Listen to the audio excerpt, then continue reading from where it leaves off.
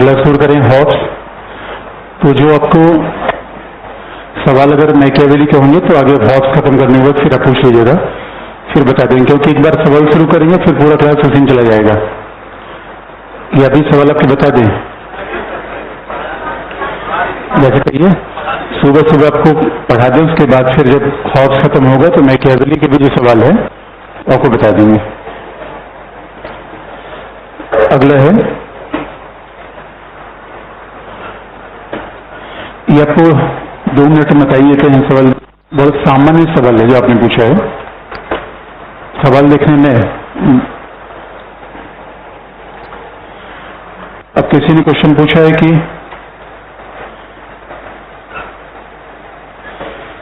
मैं यह पुनः कहकर समाप्त करता हूं कि राजकुमार अपने सामंतों का अवश्य आदर प्रदान करे, परंतु अपने जन साधारण के विद्वेष का पात्र न बने।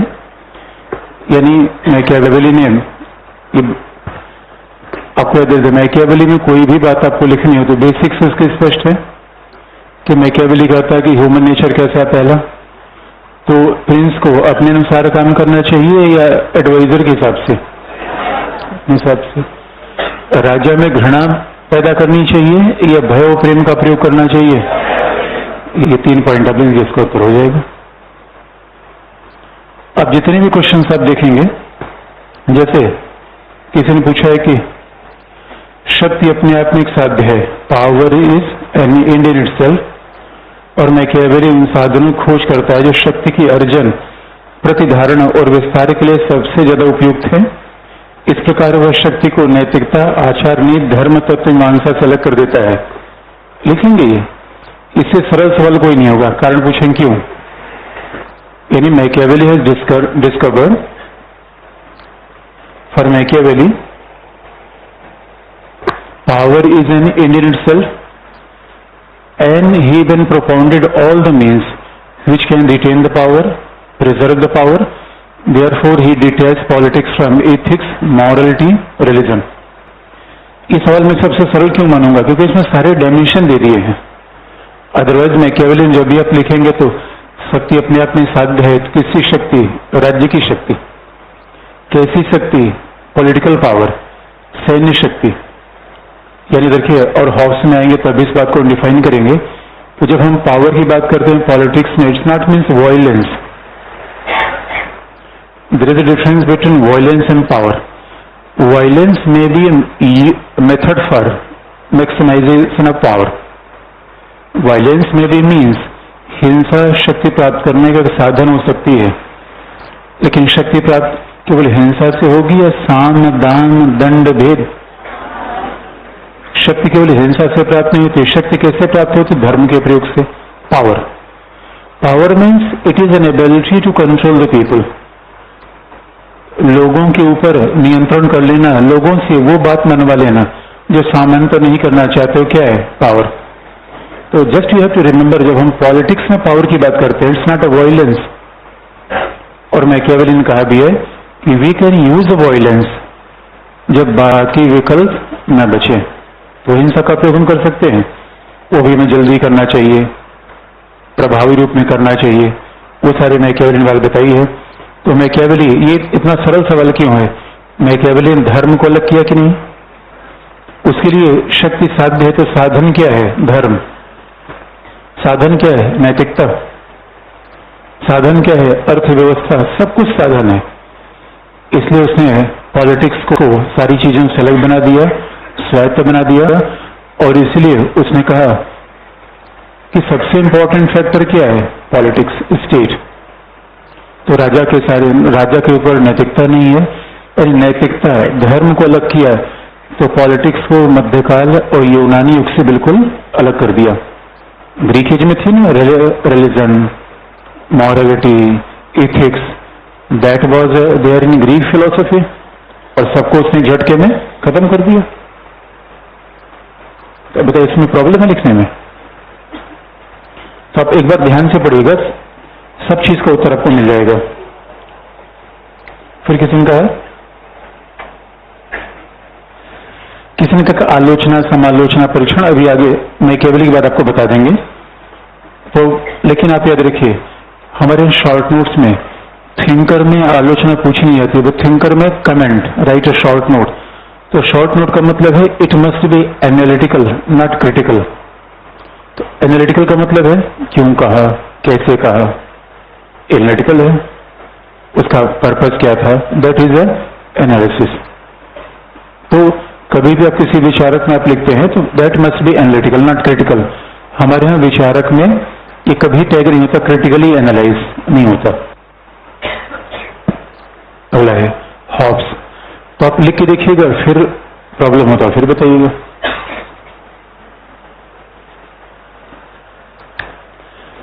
अब हम इटली से चलते हैं इंग्लैंड। Thomas Hobbs.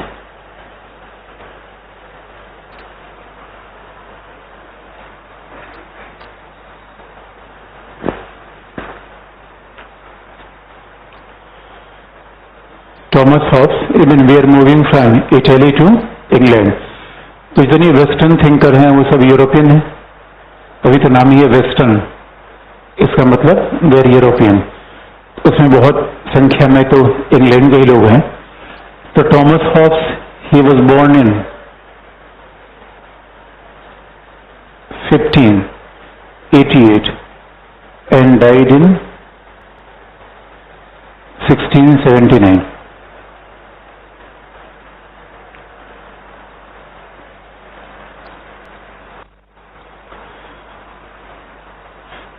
अब आप जानते हैं कि जिस समय वो लिख रहा था तो what was the context.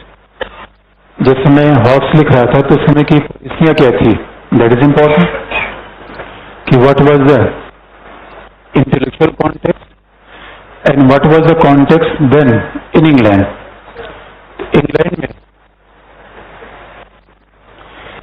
England में ऐसी कौन सी परिस्थितियां थी जिसमें इंग्लैंड में ऐसी कौन सी परिस्थितियां, विकास मिला है ना, इंग्लैंड में ऐसी कौन सी परिस्थितियां थी जिसमें वो लिख रहा था। पहला, इंग्लैंड में दो कंडीशन थी जब वो लिख रहा था। तो इंग्लैंड में पूरे यूरोप में एक नवीन प्रवृत्ति चल रही थी, a new tendency was going on, और वो था तो यूरोप और इंग्लैंड में विशेष तौर पर वैज्ञानिक क्रांति हो रही थी। It was a scientific revolution.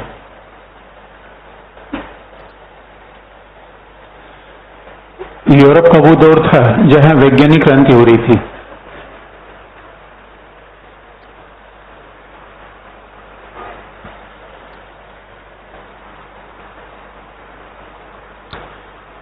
अब आप देखेंगे कि अगर वैज्ञानिक क्रांति हो रही थी तो वैज्ञानिक क्रांति का मतलब क्या है। तो उस समय ऐसे से वैज्ञानिक आए। अच्छा, बहुत ध्यान से अब देखिए कि पहले तार्किक चिंतन, ये सारा वैज्ञानिक चिंतन पश्चिम से आया। तो जो वैज्ञानिक क्रांति हुई, वैज्ञानिक क्रांति का मतलब क्या है। बहुत सारे ऐसे लोग आए जैसे कि उसमें गैलीलियो साइंटिस्ट पहला था, गैलीलियो।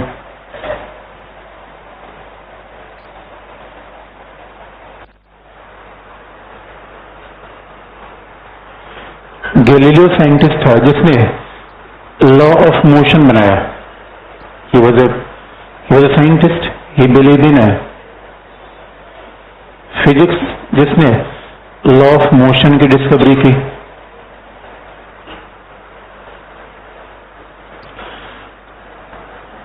गति का नियम,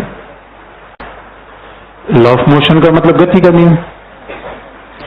न्यूटन भी थे, गैलीलियो भी थे, ये सब उसी के। न्यूटन था, गैलीलियो था, बेकन थे, number of people were there जिन्होंने इन सब सिद्धांतों की खोज की, यानी जिन्होंने फिजिक्स की बात आगे बढ़ाई। अब आप बताएंगे कि आप अगर के पहले पूरी दुनिया में धर्म प्रधान समाज था, धर्म का प्रभाव हर जगह था, क्या यूरोप, क्या भारत, और पहले धर्म का प्रभाव टूटा यूरोप में। तो अब आप बताएंगे कि वैज्ञानिक क्रांतियां, फिजिक्स का नियम धर्म के खिलाफ क्यों जाता है। फिजिक्स में ऐसा क्या है जो धर्म, जो भौतिक शास्त्री होगा वो धर्म का निगेशन अपने आप कर देगा कि व्हाट इज देयर, क्या फिजिक्स में ऐसा क्या है जो रिलीजन के इतने खिलाफ चला जाता है? क्या करें? अच्छा, वास्तविकता। वास्तविकता क्या? पूर्वाग्रह पे फिजिक्स होता है, पूर्वाग्रह को खत्म करता है। अच्छा ऐसा है, अच्छा ऐसा। और क्या? किस पर है? तर्क पर आधारित है। क्या? भौतिकवाद है सच। देखिए आप सब लोग सही बता रहे हैं। I need more specific answer. क्या भैया? तो अब देखिए बेसिक बात मैं आपको बता दूं, क्यों वैज्ञानिक क्रांतियों ने धर्म के महत्व को कम किया। इसे याद रखिए। हम वो, अच्छा मैकियावेली जो चीजें खोजी वो हॉब्स ने कंटिन्यू कर गई। इसलिए वेस्टर्न विचारकों को पढ़ना आसान है। एक टेंडेंसी, अभी मैकियावेली को हम बाद में कंपेयर कर देंगे। मैकियावेली ने जिन चीजों को खोजा था उसमें हॉब्स ने 90% चीजों को कंटिन्यू कर दिया, बदला नहीं, 10% को चेंज किया। और एक बात याद रखिए, धर्म अध्यात्म की मूल मान्यता है, जैसा कि प्लेटो ने कहा, एरिस्टोटल ने कहा। उनका विचार कैसा होता था? आत्मा है, परमात्मा है, आइडिया ऑफ गुड, परमात्मा ने सारी दुनिया का निर्माण किया है। That is the prime belief of religion. तो धर्म का मतलब क्या है? ईसाई धर्म लिखा है परमपिता परमेश्वर आए, एक हफ्ते में पूरी सृष्टि का निर्माण करके चले गए, और पहले दिन का छू मंत्र ये सब बन गए, पेड़ पौधे पहाड़ सब बन गए, उसमें छू मंत्र, उसके बाद एनिमल्स ये सब बन गए। ऐसे उन्होंने एक हफ्ते में पूरी सृष्टि का निर्माण करके फिर अपना स्वर्गलोक में चले गए, पापी लोगों को यहां छोड़ के चले गए। बताइए, फिजिक्स कहता है कि अरे भाई दुनिया अणु से मिलकर बनती है। The prime belief of physics is that the world is comprise of the matter, motion. ये दुनिया भौतिक तत्वों से मिलकर बनती है, यानी even this world has not at all created by any super natural authority. बस फिजिक्स मेटाफिजिकल ज्ञान को ही आउटराइटली रिजेक्ट करता है। अब आप किसी फिजिक्स के प्रोफेसर से पूछेंगे गणेश जी दूध पी सकते हैं? किस बेवकूफ ने बताया? हमने कहा नहीं, किसी ने बताया है, नाम नहीं बताएंगे। फिजिक्स का प्रोफेसर बात को नहीं मानता। इसी बात याद रखिए, ये विज्ञान था, ये चर्च की धज्जियां उड़ाने वाला दर्शन था, आप याद रखिए। और उस समय इंग्लैंड का माहौल ऐसा था। और हॉब्स को लगा यार क्या फिजिक्स, हॉब्स बड़ा बुद्धिमान व्यक्ति था, और धर्म का प्रभाव इंग्लैंड में उतना उस समय था, आप याद रखिए। प्लेग इंग्लैंड में फैला था, इंग्लैंड में प्लेग फैला था। और चूंकि हॉब्स का विचार इन्हीं सारी बातों से प्रभावित था, आप कहेंगे ओ माय गॉड, पॉलिटिक्स और फिजिक्स इनका क्या रिलेशन है? रिलेशन है। और हॉब्स ने ढूंढ निकाला। तो जब हॉब्स ने सारी बातें करनी शुरू की तो उसी समय इंग्लैंड में प्लेग फैल गया था। तो उस समय वहां ऐसी दवाइयां नहीं थी जैसे अब। तो अभी भी तो इंग्लैंड के जब चर्च ने इशू किया नोटिस, इंग्लैंड के पोप ने कहा हॉब्स, इंग्लैंड में प्लेग फैला है क्योंकि यहां एक दुरात्मा पैदा हो गया है। There is some devil that is born in UK and that is nobody other than Hobbes। ये हॉब्स राक्षस है, और इसने ऐसी सी बातें करनी शुरू कर दी कि ईश्वर नाराज हो गए हैं। और ईश्वर नाराज हो गए, उसका प्रमाण क्या है? प्लेग फैल गया। लोगों का पकड़ो हॉब्स को। तो पादरी ने कहा कि ईश्वर कैसे खुश होंगे? कहा हॉब्स को पकड़ो, जिंदा जला दो। There was a crusade in Europe, crusade चलता था, जो धर्म के खिलाफ बोलता था उसे जिंदा जला दिया जाता था। And Bruno was first example. Bruno ने पहली बार कही थी कि नहीं भाई धरती घूमती है, बाइबल में लिखा था कि सूरज घूमता है।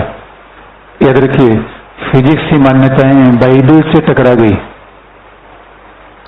Religion is based on faith and physics is based on logic, reason. और फिजिक्स भौतिकवाद को मानता है। अब बताइए, आपका निर्माण ईश्वर ने किया? हम अब किससे बने हैं? आपका निर्माण किसने किया? व्हाट रिलीजन टीचेज अस? ईश्वर ने। फिर जिसने कहना ना भाई ये 2-4 अणु मिल गए, कुछ क्रोमोजोम्स मिल गए, उससे व्यक्ति बन गया, और बाकी सब ये भौतिक दुनिया है, मरने के बाद न कोई आत्मा है न कोई परमात्मा। This was a Seer materialism, भौतिकवाद है।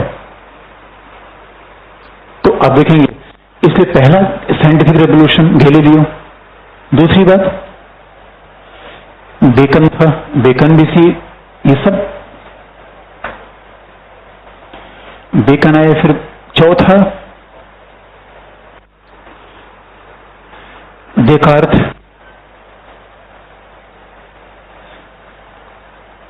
वैसे देकार्त फिलोसफर था, DESCART, देकार्त। देकार्त फिलोसफर था, लेकिन देकार्त ने कहा कि मैं मानता हूं इसलिए मैं हूं। मतलब उसने एक तरीके से कह दिया जाए व्हाट वाज ए देकार्त, तो बिल्कुल उसने कहा ना कोई ईश्वर है, ना कोई आत्मा है, ना कोई परमात्मा है, और सब पूछे मैं ही हूं। और जो मेरे दिमाग को देखा जा सके, जो हम प्रमाणित कर सके, वही चीजें हैं। बाकी कोई मेटाफिजिकल एंटी, आत्मा, ईश्वर, परमात्मा जैसी कोई चीज है ही नहीं है। याद रखिए, ये रेनेसा का अगला फेज था। That was the next phase of Renaissance. Renaissance ने कहा कि मानव विवेकशील है, मानव बुद्धिमान है। तो जो मानव जो विवेकशील है, बुद्धिमान है, तो अब इस बुद्धिमान मानव ने नए नए नियम खोजने शुरू कर दिए, और जब नए नए नियम खोजने शुरू कर दिए, परिणाम ऐसा आया। इसने हॉब्स के चिंतन को बहुत प्रभावित किया। दूसरी बात, हॉब्स कहीं जा रहा था, उसे यूक्लिड की ज्योमेट्री बहुत पहले लिखी गई थी। यूक्लिड की ज्योमेट्री बहुत पहले लिखी गई थी, लेकिन हॉब्स को ही मिल गई। तो हॉब्स कहीं जा रहा था, तो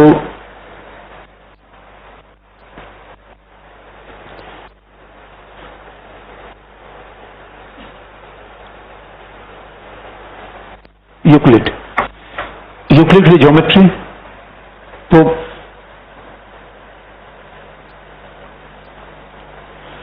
अब ज्योमेट्री में, मैथमेटिक्स में, उसमें आप देखेंगे कि ईश्वर आत्मा कोई होता नहीं, और ज्योमेट्री का मूल बेस होता है कुछ प्रिमाइस मान के ज्योमेट्री चलती है। यूक्लिड तो यूनानियों का विचारक था। हॉब्स घूमता बहुत था, हमेशा टहलता रहता था, बहुत वॉक करता था, और जब अपनी छड़ी में पेन और पेपर रखता था, जब भी कोई चीज से मिल जाती तुरंत उसको नोट कर लेता था। तो कहीं घूम रहा था, उसे यूक्लिड की ज्योमेट्री मिल गई। इंग्लैंड में साइंटिफिक रेवोल्यूशन हो रहा था, वो उसके जीवन पर बहुत उड़ल ही रहा था। उसके अलावा फिर उसको ज्योमेट्री मिल गई, और ज्योमेट्री का प्रिंसिपल आप देखेंगे वो पूर्व मान्यताओं पर आधारित होती है। ज्योमेट्री का मेथड इंडक्टिव होता है, डिडक्टिव।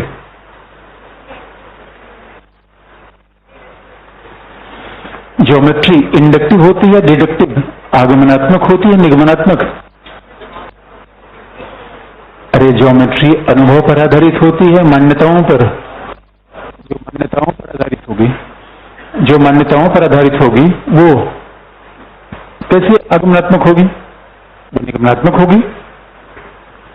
तो ज्योमेट्री में क्या है, माना त्रिभुज के 3 कोण का योग 180 अंश है, हम मानते हैं ऐसा रियल में होता है, प्रिजम्पशन। पूरी ज्योमेट्री इसी पूर्व मान्यताओं पर आधारित है। इसे ज्योमेट्री का पूरा मेथड है डिडक्टिव, निगमनात्मक। तो वहां से हॉब्स ने बड़ी अच्छी बात सोची। उसने कहा कि ज्योमेट्री का कंक्लूजन इतना सही क्यों आता है, क्योंकि उसका बेस लाइन सही है। The base of geometry is true that the sum of 3 angle of a triangle is 180 degree. That is a presumption of geometry on which entire geometry is based. ऐसे ही कुछ पॉलिटिक्स में नहीं हो सकता क्या? जिस तरीके से ज्योमेट्री में सही निष्कर्ष आता है, वैसे तो पॉलिटिक्स में भी आ सकता है। उसने ऐसा प्रयास किया, इसलिए हॉब्स की पॉलिटिक्स ज्योमेट्री, फिजिक्स और साइकोलॉजी पर आधारित है। फिलॉसफी से बिल्कुल मतलब उसका नहीं है, हिस्ट्री से दूर दूर तक का नाता नहीं है। तो उसने पॉलिटिक्स में कुछ ऐसी बातें डिस्कवर की that was not discovered anyone yet. ऐसा तरीका उसने अपनाया। आप कहेंगे ये कैसी बात समझ नहीं आ रही है, फिजिक्स, ज्योमेट्री, उसका क्या रिलेशन है? अभी इसको बता देते हैं, लेकिन पहला समय ये था, ये प्रॉब्लम। और वो विद्वान इतना था, राजकुमार को पढ़ाता था। Hobbes was such kind of intellectual who was a teacher of prince Charles. तो राजकुमार राजघराने का टीचर था। तो आप समझ सकते हैं राजघराने के टीचर की हैसियत क्या रही होगी। तो उसकी दूसरी समस्या क्या थी? पहला तो ये साइंटिफिक माहौल चल रहा था, पूरे यूरोप में धर्म, आस्था को नकारते हुए वैज्ञानिक क्रांति आगे बढ़ रही थी। जितने भी फिलोसफर थे, साइंटिस्ट थे, ज्योमेट्रियन थे, सब कहा करते थे ना ना भाई देखो, हमें तो भौतिकवादी दुनिया को मानना है, ये आत्मा परमात्मा जैसे कोई चीज है ही नहीं। तो अब बताइए, इन सारे चिंतन का प्रभाव हॉब्स के विचारों पर आएगा नहीं आएगा? लेकिन दूसरी बात आप देखेंगे, हर विचारक का अपना भी कोई इंटेंशन होता है, क्योंकि लगभग इन्हीं परिस्थितियों में लॉक भी पैदा हुआ था। उसने लगभग कह दी। Hobbes and Locke both were from England, लेकिन दोनों की मान्यताएं अलग हैं। तो कई बार परिस्थितियां एक ही विचार पैदा करे से जरूरी नहीं है। ये भी निर्णय करता है कि वो लिख कौन रहा है, बता कौन रहा है। तो अब ये जो हॉब्स का मानना था, तो हॉब्स के समय इंग्लैंड का जो पॉलिटिकल माहौल था वो अलग किस्म का था। What was the political situation? तो राजनीतिक परिस्थिति क्या थी उस समय? तो पॉलिटिकल कंडीशन था, पहला, there was a conflict between monarchy, राजा के बीच, और पार्लियामेंट के बीच। राजा और संसद के बीच एक संघर्ष चल रहा था। A conflict was going on between the monarchy and the parliament. यानी बड़ा अस्थायित्व था वो इस मामले को लेके। It was kind of instability, अस्थायित्व था, समस्या थी। बस ये आपको याद दिला दें कि जब हम पार्लियामेंट की बात कर रहे हैं तो उस समय ऐसी पार्लियामेंट बिल्कुल नहीं थी विच वॉज इलेक्टेड, जो अभी दिखती है। इलेक्शन का तो सिस्टम ही नहीं था उस समय। Elected parliament is a idea of late of in England in 20th century, यानी 16वीं शताब्दी में इंग्लैंड की पार्लियामेंट इलेक्टेड थी, ऐसा बिल्कुल नहीं था। तो पार्लियामेंट किससे मिलकर बनती थी? Feudal lords. पार्लियामेंट में थे कौन? सामंत। पार्लियामेंट में कौन थे? सामंत थे या कुछ व्यापारी थे, ट्रेडर्स थे? व्यापारी थे, सामंत थे, या कुछ there was some priest, there was some religious priest too. तो धार्मिक जो पदाधिकारी होते थे वो पार्लियामेंट में थे। तो parliament was not at all an elected body. और आप बस एक सिंपल सी बात बता दें, जैसे इंग्लैंड में आज आप हाउस ऑफ लॉर्ड के रूप में जानते हैं। हम जब पॉलिटी पढ़ते हैं तो पॉलिटी के सेक्शन में कंपैरेटिव कॉन्स्टिट्यूशन द वर्ल्ड है, तो वहां पे फिर हम देखते हैं, इंग्लैंड को भी देखते हैं। इंग्लैंड में there was a house of lord. House of lord था, आज भी हाउस ऑफ लॉर्ड। इस वजह से पार्लियामेंट क्या थी? अमीरों की संस्था थी। पार्लियामेंट अमीरों की संस्था थी, और राजा और पार्लियामेंट के बीच में झगड़ा इसलिए हो रहा था कि राजा टैक्स लगाता था, तो ये जो अमीर लोग कहा करते थे, भाई हमसे तुमने पूछा नहीं। राजा कहीं युद्ध कर दिया तो कहते थे, आप हमसे नहीं पूछा नहीं अपने हमसे। तो ये टसल चल रहा था पार्लियामेंट और राजा के बीच में। तो आज जैसी पार्लियामेंट नहीं थी। पहला पार्लियामेंट भी अमीरों की संस्था थी और राजा भाई तो शासक था ही। लेकिन हॉब्स शिक्षक किसका था? राजा का। और इसी टसल का परिणाम ही हुआ कि 1649 में राजा को लोगों ने मार दिया। 1649 में prince was hanged in England, राजा को लोगों ने सजाए मौत की घाट उतार दिया। और लगभग 1649 से 1660 तक इंग्लैंड बड़ी अराजकता जैसी स्थिति रही, जिसको हॉब्स ने देखा।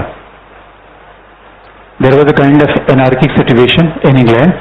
और संयोग की बात थी कि तब तक स्पेन ने इंग्लैंड पे हमला कर दिया। उसमें स्पेनिश का, क्योंकि पहले पुर्तगीज स्पेनिश बड़े पावरफुल थे।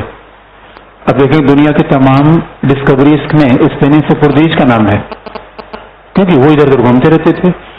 स्पेन ने हमला किया था और संयोग से उस हमले में हॉब्स की मां मरते मरते बची और वो इतनी गंभीर स्थिति में घायल हो गई। उसी दौरान हॉब्स पैदा हो गया। And Hobbes was a premature baby, वो 9 महीने का नहीं था, वो 7-8 महीने पैदा हो गया था, डर के मारा। उसकी मां अब वहां पे मोबाइल मत रखिए, उसके पास वहां मोबाइल मत रखिए।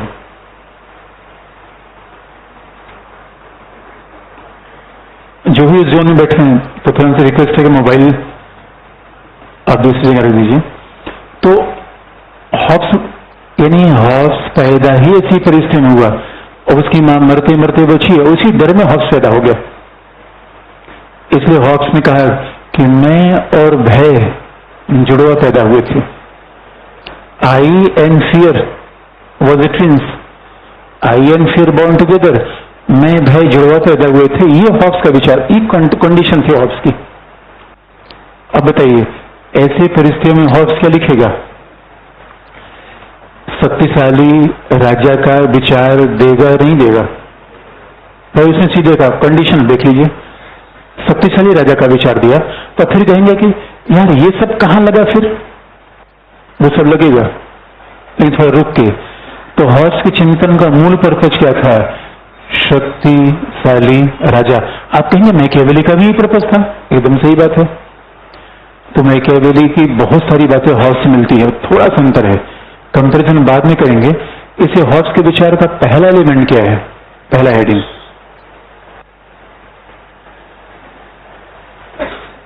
हॉब्स के विचार का जो पहला हेडिंग है, शक्तिशाली राजा का समर्थन,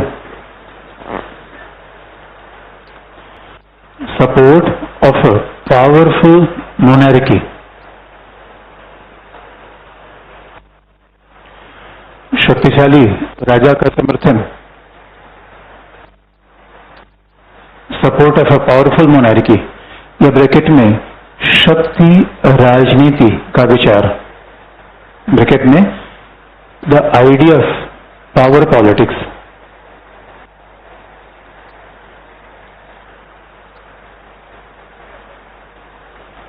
शक्ति और राजनीति का विचार, आइडिया ऑफ पावर पॉलिटिक्स। तो ये बड़ी अच्छी बात थी कि उसने मोनार्की की बात कही, पावर पॉलिटिक्स की बात कही। तो सवाल यह है कि उसने इतने शक्तिशाली राजा का समर्थन किया तो कहा क्या? पहला, हॉब्स ने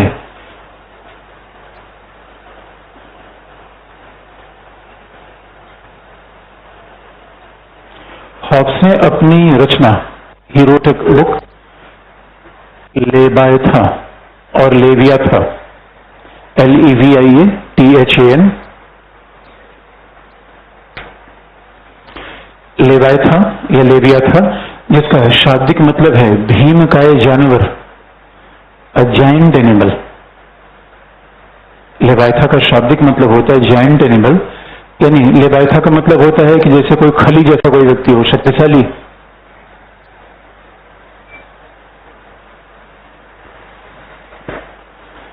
तो हॉब्स ने लेवायथा में कहा कि राजा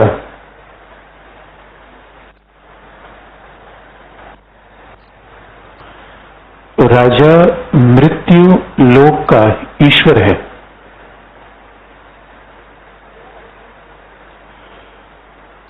इवन मोनार्क और king is a god of this mortal world. God of this mortal world, राजा मृत्यु लोक का ईश्वर है। अच्छा, अब देखिए कि हम क्या कहते हैं, शब्दों पर खूब ध्यान दें, रखने की आवश्यकता एकदम नहीं होती। जब भी किसी शब्द का प्रयोग करते हैं, ये लाइन अब कैसी लगी देखने में कि गॉड इज अ विवन की, king is a मॉर्टल God.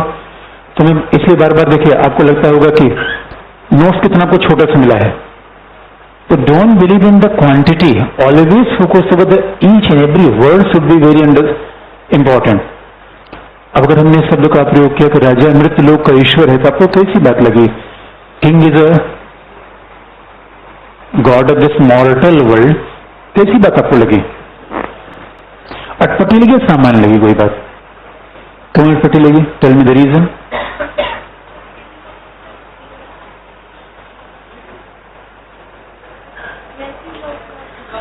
King को सुप्रीम बना दिया, इसमें कोई अटपटी बात नहीं है, इसमें कोई अटपटी बात नहीं है। किंग को गॉड बना दिया, तो क्या उसमें अटपटा है? नहीं अटपटा है।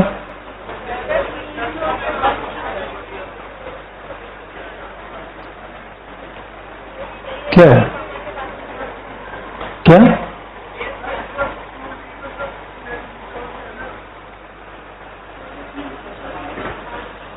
आपको बता दें ना, ना, not at all. First thing, don't try to, हमेशा कई बार पहले, इसलिए एक बात याद रखिए, हमेशा पढ़ने का तरीका क्या होना चाहिए? होले होले। जैसे कई बार लोग कहते हैं एनसीईआरटी हम पढ़ गए धड़ धड़ा के, एक भी शब्द का मतलब नहीं पता है, समझौता कहाँ गया है, बाद में आएगा, पढ़ के आए हो, लगता है अच्छी बात है। बहुत दिन ध्यान दीजिए, ईश्वर मृत्यु लोक में होता है, परलोक में होता है। क्या लिखा है? ईश्वर मृत्यु लोक में, God of मॉर्टल world, that is a very paradoxical term. Remember,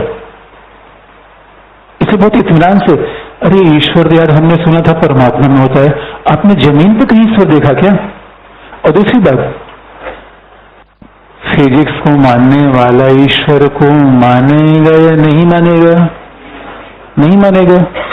इसलिए उसने ईश्वर को माना नहीं। ईश्वर is, God is not a noun, it is adjective. यानी राजा की शक्तियां, जैसे ईश्वर का मतलब गॉड कह दिया, God means supreme, God means omniscient, omnipotent, जो अचल हो, अटल हो। ईश्वर का मतलब है पूर्ण सत्य का विचार। जो बीमार हो सकता है वो ईश्वर नहीं, जिसमें कोई खामी हो सकती है वो ईश्वर नहीं, वो मानव हो सकता है, वो वस्तु होगी। इससे उसने क्या कहा? जब उसने कहा कि गॉड इवन प्रिंस और king is a God of this mortal world, इस भौतिक दुनिया में उससे ज्यादा ताकतवर कोई नहीं है। That symbolizes the power of a king. That symbolizes the power of a king. इसे याद रखिए, मतलब राजा इस भूमि पर इतना शक्तिशाली होगा जैसा ईश्वर होगा। वो ईश्वर को मानता नहीं है, भौतिकवादी है, materialist. And materialist never believe in God, soul. यूनानी जमाना गया, भौतिकवादी है। इसलिए वो राजा को कैसा शक्तिशाली बनाना चाहता है? ईश्वर जैसा। इसका मतलब है अगर राजा ईश्वर हो गया तो राजा कुछ भी कर सकता है। नंबर एक, राजा पे कोई रिस्ट्रिक्शन होगा नहीं। तो आप कहेंगे राजा किसी की जान ले सकता है, ले सकता है। आप पूछेंगे राजा क्या नहीं कर सकता? सब कुछ कर सकता है। That kind of supreme king was propounded by Hobbes. Hobbes का राजा सब कुछ कर सकता है, इतना शक्तिशाली होगा क्यों? अगला पॉइंट,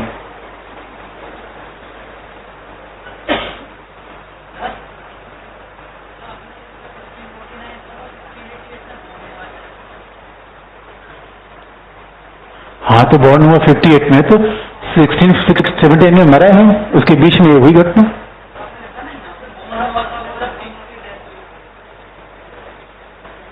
क्या पे मतलब नहीं समझते?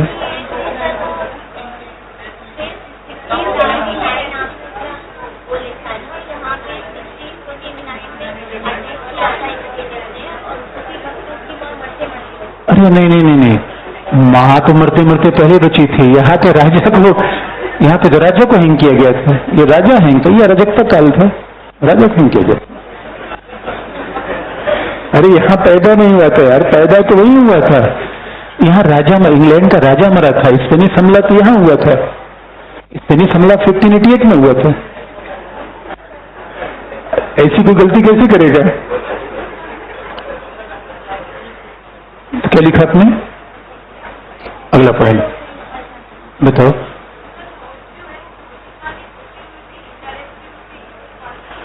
ईश्वर को नहीं मानता, यही तो मैं बताने का प्रयास अभी तक कर रहा हूं। ईश्वर जैसा शक्तिशाली कौन होगा?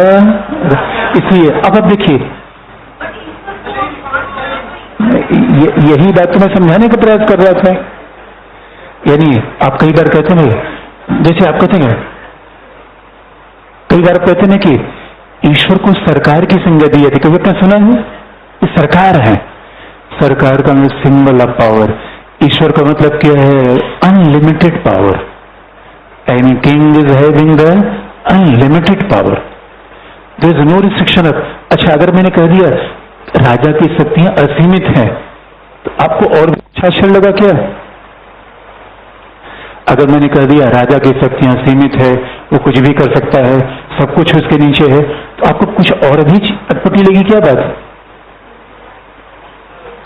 इसे याद रखिए, मैकियावेली ने राजा और चर्च को अलग अलग किया, तो हॉब्स ने कहा नीचे नीचे। किसको नीचे कर दिया? चर्च को नीचे। इसलिए पोप इतना गुस्सा हुआ। पोप ने कहा राक्षस। पोप ने कहा, हॉब्स के विचारों में, पोप का समर्थक क्लेरेंडन था। क्लेरेंडन ने कहा मांसबरी का राक्षस है ये। मांसबरी में पैदा हुआ था इंग्लैंड में। का मांसबरी का राक्षस है और इसके विचारों में इतना जहर भरा है जितना किसी जहरीले मेढक में नहीं होगा। इसी बात याद रखिए, जैसे he was swimming against the current. सभ्यता के खिलाफ बोलना इतना आसान थोड़ी होता है। इसे जो आज दुनिया में जो बैठे हुए हैं, कितने लोगों ने अपनी जान दी है इसी के लिए। और यही आजादी का मत है। लोग बोलने से मना करते दोस्तों, आज भी लोग बोलने से मना करते हैं। बोला इन लोगों ने लिखने की बात है। अगला पढ़े।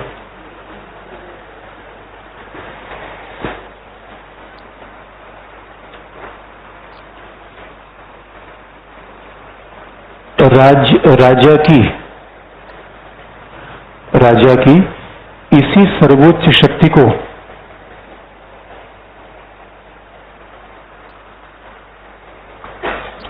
This supreme power of a king,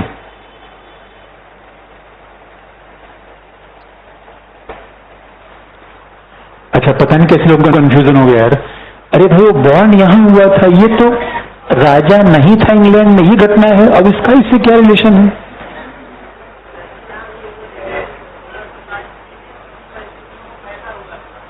अरे नहीं यार, उस परिस्थितियों को उसने देखा था जब राजा मर गया था, ये परिस्थितियां थी। अरे कंफ्यूजन हो रहा है क्या इससे? भाई ये एनार्की कंडीशन थी, इंग्लैंड में थी, जिसको देखकर उसका विचार प्रभावित था। ये 11 साल जहां पर राजा मर गया, कोई स्थायी राजा आ नहीं पाया, उस फेस को उसने देखा, ये मामला था। बाकी तो इसलिए आप देखेंगे कि इसे 51 में लिख रहा है, 49 के बाद लिख कब रहा है? 51 में। ऐसे भी आप देख सकते हैं। क्या लिखा आपने? राजा की इसी सर्वोच्च शक्ति को संप्रभुता का विचार कहा जाता है। संप्रभुता, it is known as a sovereignty.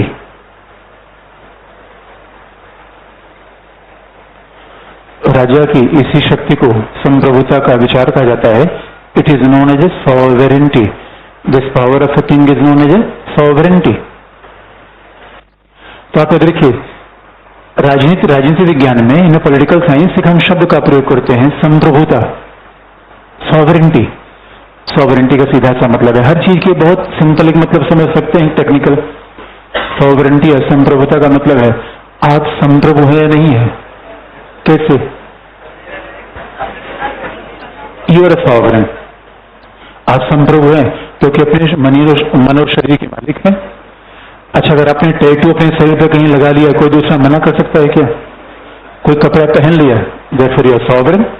चश्मा चाहे आगे रखो चाहे पीछे, यू आर सॉवरेन। अरे सॉवरेन, आप संप्रभु हैं। तो जैसे आप संप्रभु हैं वैसे राजा भी संप्रभु है। और पॉलिटिक्स में पावर का लीगल नाम है सॉवरेंटी। जिसे हम पावर कहते हैं उसी का लीगल फ्रेज क्या है? Sovereignty. And what is sovereignty? ठुकाई पिटाई की सर्वोच्च मशीन। सॉवरेंटी किसकी होती है? राज्य की। सॉवरेंटी का मतलब है जो राजा से टकराएगा चूर चूर। यानी ये राजा है, खली है, और हम आप कौन है? राजपाल यादव। तो जब राजपाल यादव राजा से टकराएगा तो राजपाल यादव को हड्डी पसली बचेगी। इसलिए he is not a king, he is a great खाली। इसे उसे टकराना मुश्किल ही नहीं, राजा ऐसा होगा सॉवरेन। इसलिए पॉलिटिक्स में सॉवरेंटी शब्द का बड़ा महत्व है। सॉवरेंटी का मतलब क्या होता है? एक भूभाग पर दंड देने की सर्वोच्च मशीन। इसे याद रखिए, अगर सॉवरेंटी को देखना है तो आर्मी और पुलिस को देख लीजिए। कश्मीर में दोस्तों लगा दिया, लोगों के होश फाकते हो गए, ये क्या हो रहा है? महबूबा ने कहा ये क्या हो रहा है? सरकार ने कभी बताते हैं क्या हो रहा है, तो लाने से दूर है सॉवरेंटी। एक बात याद रखिए, बिकॉज आई मैं स्टूडेंट ऑफ पॉलिटिकल साइंस, जहां मैं पुलिस को देखता हूं धीरे से किनारे हो लेता हूं। परिचय बाद में आ जाएगा, ठोंक देगी तो पूर्व हवा चलेगा तो मीठा मीठा दर्द होगा। याद रखिए, राज्य की सॉवरेंटी से कभी टकराने की कोशिश मत करना। सॉवरेंटी अब बुद्ध की जाए। एक बार रियली हम लोग जम्मू कश्मीर की यात्रा कर रहे थे। जम्मू के मामला था, जम्मू की लेडी पुलिस ऑफिसर ने रोका गाड़ी। ड्राइवर को पहले आधे घंटे एकदम एक्सटेंपोर गाली दी। मैं ड्राइवर से पूछा मामला क्या? उनका सर ये तो गाली दे देंगे। मैं कोई बात नहीं, धीरे से निकल लो, सॉवरेंटी है। गस्कर किया सर क्या? हमें तो तुम नहीं समझो, बैठ लो। संप्रभुता। इसे याद रखिए, पुलिस से टकराना। और आप एक बड़ी हैरानी की बात देखेंगे, मेरे एक बैचमेट थे, वो सीनियर आईपीएस में, छात्रावास में लाठीचार्ज हुई और सब भागे। हॉस्टल का रूल था पुलिस आ जाए तो कुछ नहीं करना, सीधा कूद के भागना है। और वो क्या करते? पढ़ रहे थे। उनको अचानक उन्होंने क्या किया, पुलिस ने आरपीएफ आई और एक बार धक्के मारे, तखत लगा दिए, तखत नहीं खुलेगा। उसके बाद 2 बार उछल के मारा, दरवाजा ऐसे धरने से गिरा। कहा सर मैं पढ़ने ही थोड़ा बच्चा का ऐसा मारा, हॉस्पिटलाइज हो गए। सबसे ज्यादा वही पिटे थे और शायद वही पिटाई उनको आशीर्वाद देगी। इसे याद रखिए, वर्दी से टकराना सॉवरेंटी। संप्रभुता है। संप्रभुता का विचार कौन लेकर आया? हॉब्स। हॉब्स ने कहा ना, हॉब्स से कहा क्यों संप्रभुता का विचार क्यों आया? आप देखेंगे यूरोप में जैसे धर्म सुधार आंदोलन आया, तो प्रोटेस्टेंट कैथोलिक 2 आ गए, आपस में लड़ने लगे। राजा ने कहा ठोंक के ठीक कर दूंगा, जो भी गुंडागर्दी करते हुए नजर आया उसको संप्रभुता का डंडा पड़ेगा। इसे किंग इज ए सॉवरेन। एक बात याद रखिए, गॉड इज सॉवरेन और किंग इज सॉवरेन। पुराने जमाने में लोग क्या करते थे?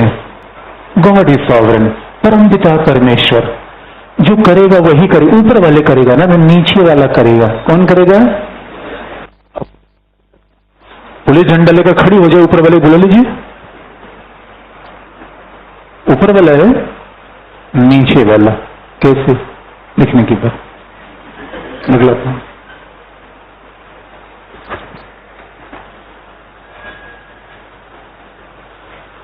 हॉस ने राजा को सर्वोच्च शक्ति प्रदान करते हुए कहा,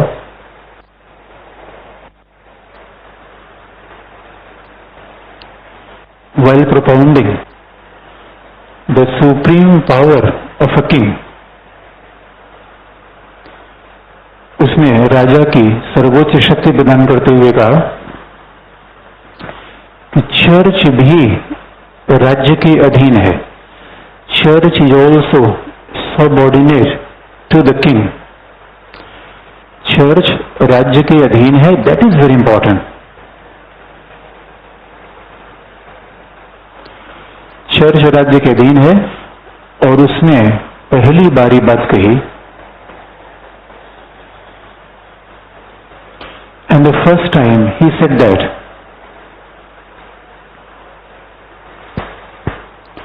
उसने पहली बारी बात कही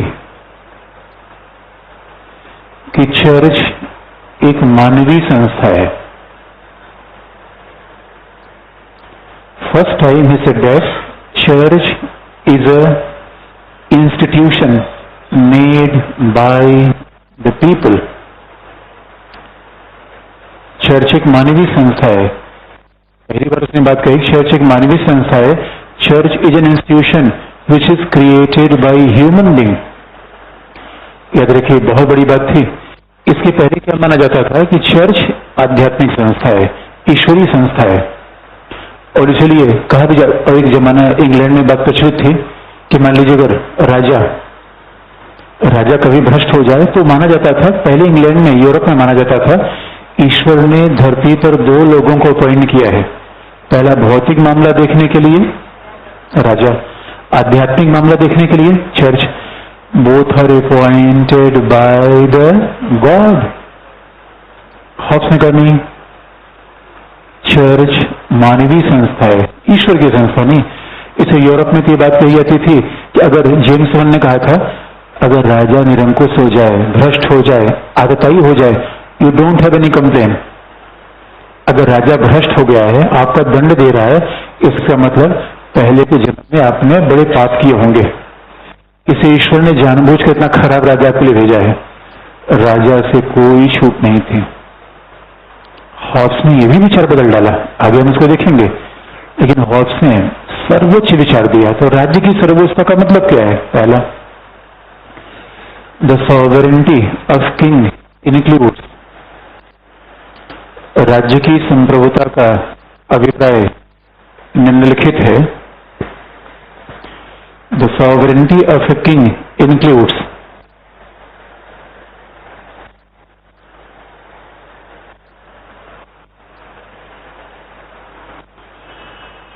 राज्य की संप्रभुता का अभिप्राय निम्नलिखित है. पहला पॉइंट, राज्य की आज्ञा ही विधि है. कमांड ऑफ स्टेट और command of king is a law. राज्य की आज्ञा ही विधि है, command of state is a law. अब बताइए, मुझे समझने की बात है, अगर राज्य के राजा की आज्ञा विधि है तो राजा विधि से बंधा होगा या विधि से खुला होगा? क्या? अच्छा, आज आप बताइए, मोदी की आज्ञा विधि है, मोदी विधि के नीचे हैं या विधि के ऊपर हैं? विधि के नीचे. हॉब्स का राजा विधि के नीचे है या विधि के ऊपर है? ऊपर. आप याद रखिए, बहुत बड़ी बात है. Command of king is law. जो राजा ने आदेश दे दिया, अगर वही विधि है तो कल के राजा बदल देगा. इसलिए बाकी लोग विधि के नीचे हैं, राजा विधि के नीचे नहीं है. सुप्रीम राजा विधि के नीचे नहीं है. दूसरा point,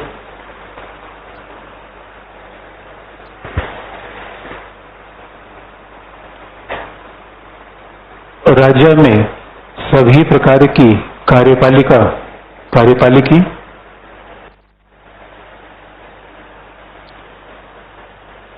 all the executive and judicial power lies in the hand of king. राज्य में सभी प्रकार की कार्यपालिकी और न्यायपालिकी शक्तियां निहित हैं.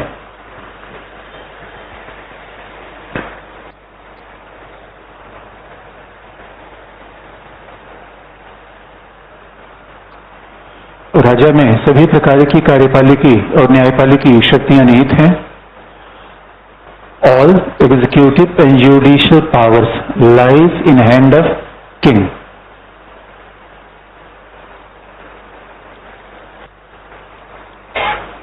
और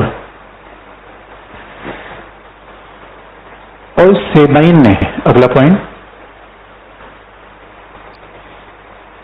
सेबाइन ने कहा कि हॉब्स के द्वारा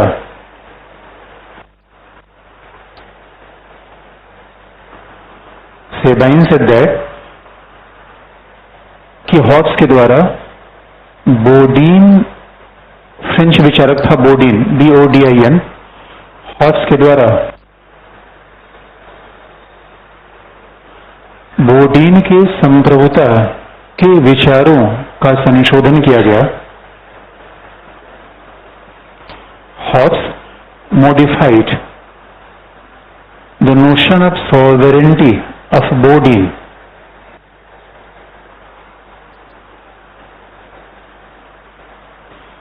हॉब्स ने बोडीन के संप्रभुता के विचारों का संशोधन किया. अच्छा, हिंदी में कई किताबों से बोधा भी लिखा जाता है, बोडीन या बोधा हिंदी में. और आप देखिए, इसका मतलब है संप्रभुता शब्द का प्रयोग पहली बार हॉब्स ने नहीं किया. That was done by the French scholar Bodin. और बोडीन ने भी यानी इंग्लैंड में संप्रभुता का विचार ही इसलिए आया कि राजा यानी धर्मावलंबी आपस में लड़ रहे थे. जैसे वहां रिफॉर्मेशन आया, प्रोटेस्टेंट और कैथोलिक आपस में लड़ने लगे. प्रोटेस्टेंट और कैथोलिक आपस में लड़ने लगे तो इनके नियंत्रण के लिए कौन आएगा? राजा आएगा. इसलिए शक्तिशाली निरंकुश राजा का विचार आया. अब आप देखेंगे कि हॉब्स का राजा लोकतांत्रिक है, गैर लोकतांत्रिक? गैर लोकतांत्रिक. भाई राजा इलेक्टेड तो है नहीं, एब्सोल्यूट राजा, एब्सोल्यूट किंग, डिस्पोटिक किंग, निरंकुश है, लोकतांत्रिक. और बस बोडीन ने गलती कर दी थी. सॉवरेंटी का विचार तो बोडीन ही दिया था. बोडीन ने गलती कर दी थी कि राजा कुछ नियमों के अधीन होगा. जैसे फ्रांस के प्राकृतिक नियम है, कुछ ईश्वरीय नियम है, उसके नीचे होगा. हॉब्स ने कहा बिल्कुल नहीं, राजा किसी के भी नीचे नहीं होगा. तो बोडीन के विचार को से मॉडिफाइड कर दिया. अगला पॉइंट, बोडीन ने राजा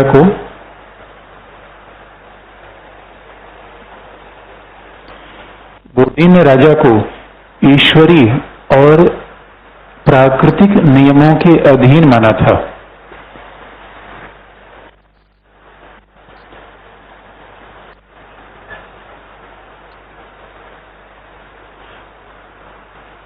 For Bodin, king was under the subjection of natural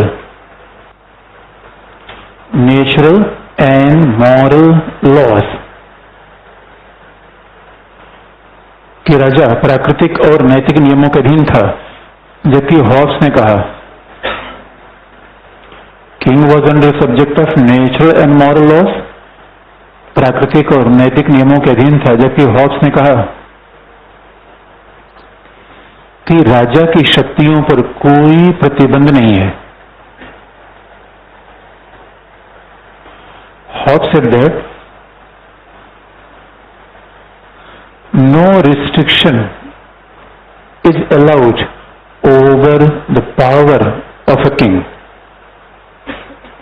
राजा की शक्तियों पर किसी प्रकार का प्रतिबंध नहीं है. No restriction allowed over the power of a king.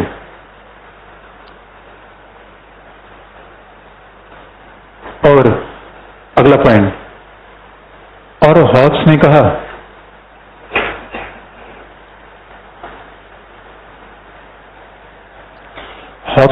कि यदि राजा कमजोर होगा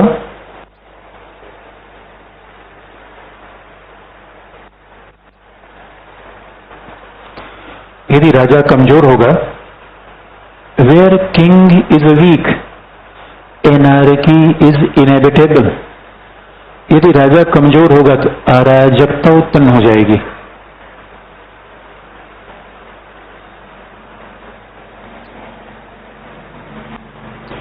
यदि राजा कमजोर होगा तो अराजकता उत्पन्न हो जाएगी.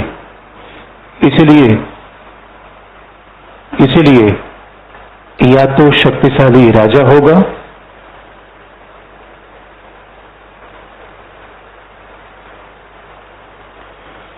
या तो शक्तिशाली राजा होगा या अराजकता होगी।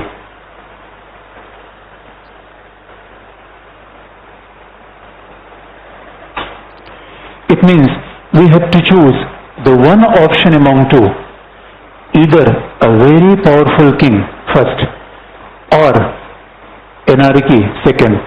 और आप याद रखिए, अराजकता का मतलब ये आपको बता देंगे कि आपको चूज क्या करना है, या तो शक्तिशाली राजा चयन करिए या कैसा होगा अराजकता। मगर राजा कमजोर हो ये तो मतलब ही नहीं है, राजा सीमित हो दैट इज अनएक्सेप्टेबल। और राजा कमजोर होगा, सीमित होगा तो अराजकता पैदा होगी। अराजकता का सीधा सा मतलब है, देखिए अराजकता का जब हम पॉलिटिकल साइंस में इसका मतलब यूज करते हैं तो अलग किस्म का होता है। कई बार हम एनार्की शब्द का प्रयोग, अराजकता शब्द का प्रयोग ये कर लेते हैं कि कहीं भगदड़ हो जाना, कहीं सुरक्षा व्यवस्था अनियंत्रित हो जाना, रैली में कहीं गए वहां प्रॉब्लम आ गई, दैट्स नॉट एनार्की। हॉब्स के लिए एनार्की शब्द का मतलब, या पॉलिटिकल साइंस में जब कहते हैं कि अराजकता है एनार्की, उसकी स्पेसिफिक मतलब है। अराजकता का मतलब है जहां राज्य सरकार नहीं होगी। इस बात को देखिए याद नहीं करना है, आपको समझना है कैसे। Anarchy means absence of state and absence of government, जहां सरकार नहीं होगी राज्य नहीं होगी पहला। अब बताइए, सरकार और राज्य नहीं होगा तो पुलिस और सेना होगी, neither legislature nor executive nor judiciary. अब बताइए, जहां सरकार नहीं होगी, विधायिका नहीं होगी, कार्यपालिका नहीं होगी, लॉ होगा, विधि नहीं होगा, अब्सेंस ऑफ लॉ। और जहां विधि नहीं होगा वहां ऐसा नहीं होगा जिसकी लाठी उसी की भैंस, माइट इज राइट, बहुत लॉजिकल है। और जहां विधि नहीं है, जहां सरकार नहीं है, वहां क्या होगा, माइट इज राइट। जो शक्तिशाली है उसी का अधिकार है। अच्छा बताइए, जंगल, ये नियम कैसा होगा, जंगल राज, ये नियम कैसा होगा, जंगल राज। अच्छा, जंगल में अगर एक शक्तिशाली जानवर कमजोर को मार देता है तो एफआईआर होती है क्या उसके लिए, कोई पुलिस स्टेशन है, नथिंग। अराजकता का यह मतलब होता है। तो आप चयन कर लीजिए, यहां रहना है या शक्तिशाली राजा के अंतर्गत रहना है। तो उसने कहा भाई हमें तो शक्तिशाली राजा के अंतर्गत ही रहना है, शक्तिशाली राजा के अंतर्गत। आप ये कहेंगे कि सर मैंने तो पढ़ा था कि आप राजा के शब्द का प्रयोग कर रहे हैं, मैंने तो पढ़ा था कि सॉवरेंटी राज्य की विशेषता है राजा की नहीं।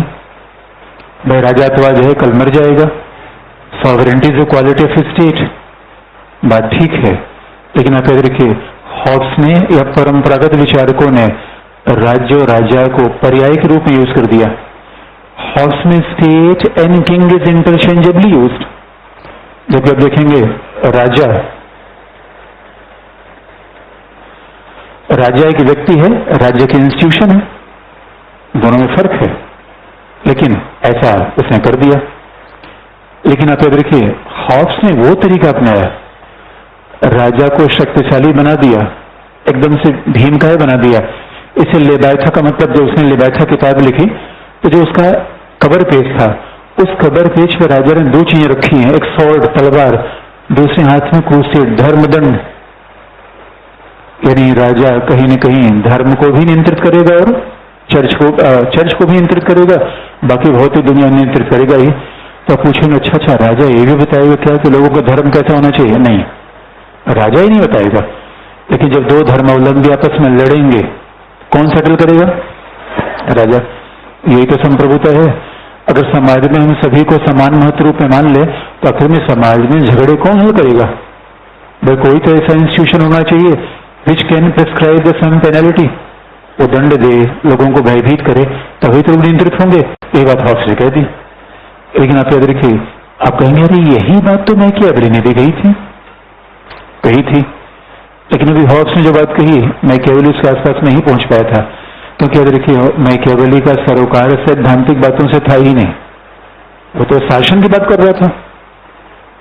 लेकिन अब जरा आगे बढ़े कि हॉब्स ने कैसे बहुत बड़ी बात कह दी, शक्तिशाली राजा की बात तमाम लोगों ने कही, लेकिन जिस तरीके से अपनी बात को आगे बढ़ाया है ये इंटरेस्टिंग है। अगला हेडिंग। अभी इसी बात को हम देखेंगे कैसे उसने चीजों को चेंज किया।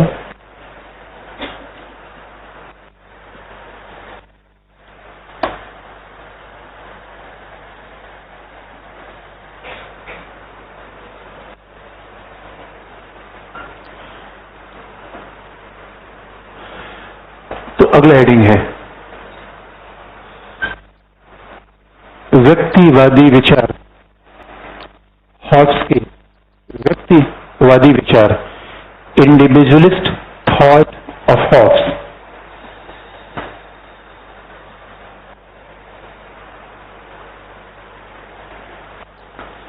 Individualist thought of Hobbes, Hobbes के व्यक्तिवादी विचार। ये शब्द सुनने में आपको कैसा लगा? अटपटा लगा या सामान लगा? क्या? और हम हमेशा कहते हैं जिस दिन आप शब्दों की सेंसिटिविटी समझ जाएंगे उस दिन अपने विषय समझ लिया। ये चाहे जीएस में पढ़िए चाहे विषय में पढ़िए, भाई शब्द सब बाकी तो सब लोग रट लेते हैं। जब आपको जिस दिन अच्छा कुछ शब्द के प्रति ज्यादा ही सेंसिटिव होते हैं, कोई आपको मैसेज करे आई डैश डैश यू, अब डैश डैश में तो क्या समझो बीच में, मतलब क्या आई टीच यू। याद रखिए कई जगह जरूरत से ज्यादा समझ लेते हैं, ऐसा नहीं है। इसका मतलब वहां की सेंसिटिविटी ज्यादा है, ऐसी सेंसिटिविटी सब्जेक्ट के प्रति होनी चाहिए। आप कहते हैं समझ में नहीं आता, मैं कहता हूं समझ में नहीं आता, बस दिल नहीं लगाया, बस दिल दिक्कत यही है, समझ में क्या नहीं आएगा। बस सीधी से अब मैं बताइए इस हेडिंग में अटपटा क्या है? क्या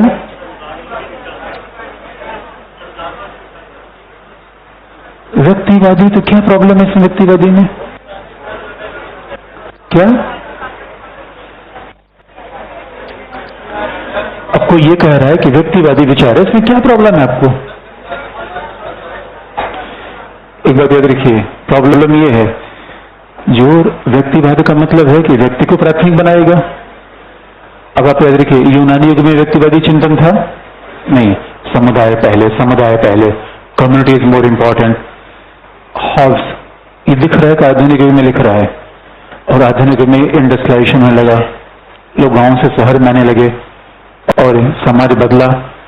और समस्या ये है, आप कहेंगे यार इतनी शक्तिशाली राजा की बात कर रहा है, और व्यक्तिवाद, व्यक्तिवाद का मतलब है जो विचारक व्यक्ति को पहले माने। आप कहेंगे ओ माय गॉड, कह रहा है राजा ईश्वर जैसा शक्तिशाली होगा, राजा लेवायथा होगा, it will become a giant dinosaur जैसा होगा, और फिर कह रहा है व्यक्ति प्राथमिक होगा। अटपटा है या नहीं है? है, अटपटा है। इसे आप याद रखिए, जो भी पॉलिटिकल साइंस में पढ़ेगा, आप तो वही शुरुआत कर रहे हैं, जो एबीसीडी जानता होगा उसे आप कह देंगे यार ये बताओ एक विचारक क्या एक ही साथ निरंकुश शासक का समर्थक और व्यक्तिवादी हो सकता है? आप कहेंगे बेकार की बात करते हो, वैसा नहीं हो सकता। ऐसा केवल एकमात्र हॉब्स में है, उसमें है। ऐसा अब कैसे होगा उसको आगे बता देंगे आपको। लेकिन व्यक्तिवादी है कैसे, उसका पहला एग्जाम्पल आपको बता दें। अब जरा उसके कुछ फिजिक्स और केमिस्ट्री का प्रयोग करें। फिजिक्स ज्योमेट्री का जब प्रयोग कर लिया, उसने क्या कहा? उसने क्या कहा? पहला पॉइंट, अब देखिए लिखने का तरीका आपको बता दें कैसे लिखी जाती चीजें। हॉब्स में कोई भी सवाल आ जाए, कोशिश करिए इंट्रोडक्शन में ये उसका मेथड आ जाए तो एग्जामिनर समझ लेगा आप हॉब्स को जानते हैं। ये लिखने का तरीका होता है। हर विचारक का क्रक्स होता है। प्लेटो कुछ था, तो जब आप हॉब्स को इंट्रोड्यूस कर रहे हैं, अब ये नहीं है इंट्रोडक्शन, ऐसा नहीं हॉब्स इंग्लैंड में पैदा हुआ था तो लोग क्या बता रहे हो यार इंग्लैंड में पैदा हुआ, तो सब लोग लिख देंगे। हॉब्स जब पैदा हो रहा था तो स्पेन का हमला हो गया था, यही बात नहीं है। जब हॉब्स को इंट्रोड्यूस करिए तो उसने क्या कही है, एक विचारक जिसने इंग्लैंड में राज्य सरकार के अध्ययन के लिए भौतिकी का, ज्यामिति का, मनोविज्ञान का प्रयोग किया, that was something beyond imagination. इसलिए आप याद रखिए, यानी if somebody is using physics, in geometry, psychology for studying politics, ये सुनने में अटपटा लगता है कि नहीं? यार फिजिक्स का प्रयोग कैसे कर देगा? तो उसने किया। कैसे किया? पहला पॉइंट, हॉब्स का विचार भौतिकवादी है। The idea of Hobbes is a मैटेरियलिस्ट।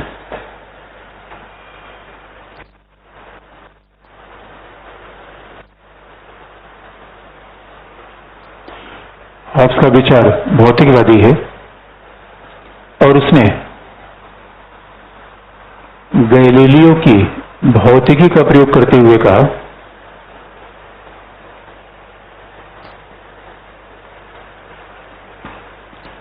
while utilizing the physics of Galileo, he said that while utilizing the physics of Galileo, he said that उसने गैलीलियो की भौतिकी का प्रयोग करते हुए कहा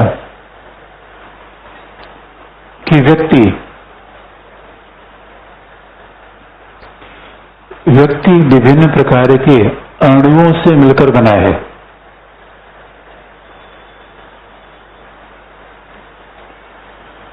While utilizing the physics of Galileo, he said that individual is made of various atoms or individual is the collection of atom.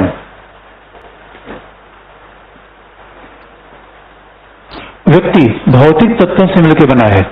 अब सीधी सी बात है, अगर हम अणु से मिलकर बने हैं, यानी व्यक्ति किससे मिलकर बना है? मैटर। भौतिक तत्व क्या है? मैटर। इसका मतलब आत्मा परमात्मा से कोई चीज तो है नहीं। अच्छा, हमारे यहां तो लोग कहते हैं ये लोगों का डेथ हो जाता है तो कहते मिट्टी लेके जा रहे हैं। ये मिट्टी ही तो है। इसे हिंदी में छित जल पावक गगन समीरा, ये 5 एलिमेंट ऐसे हैं which is even making our body. ये 5 एलिमेंट है, अर्थ है, वाटर है, एयर है, इवन फायर है। These are basic element which are matter.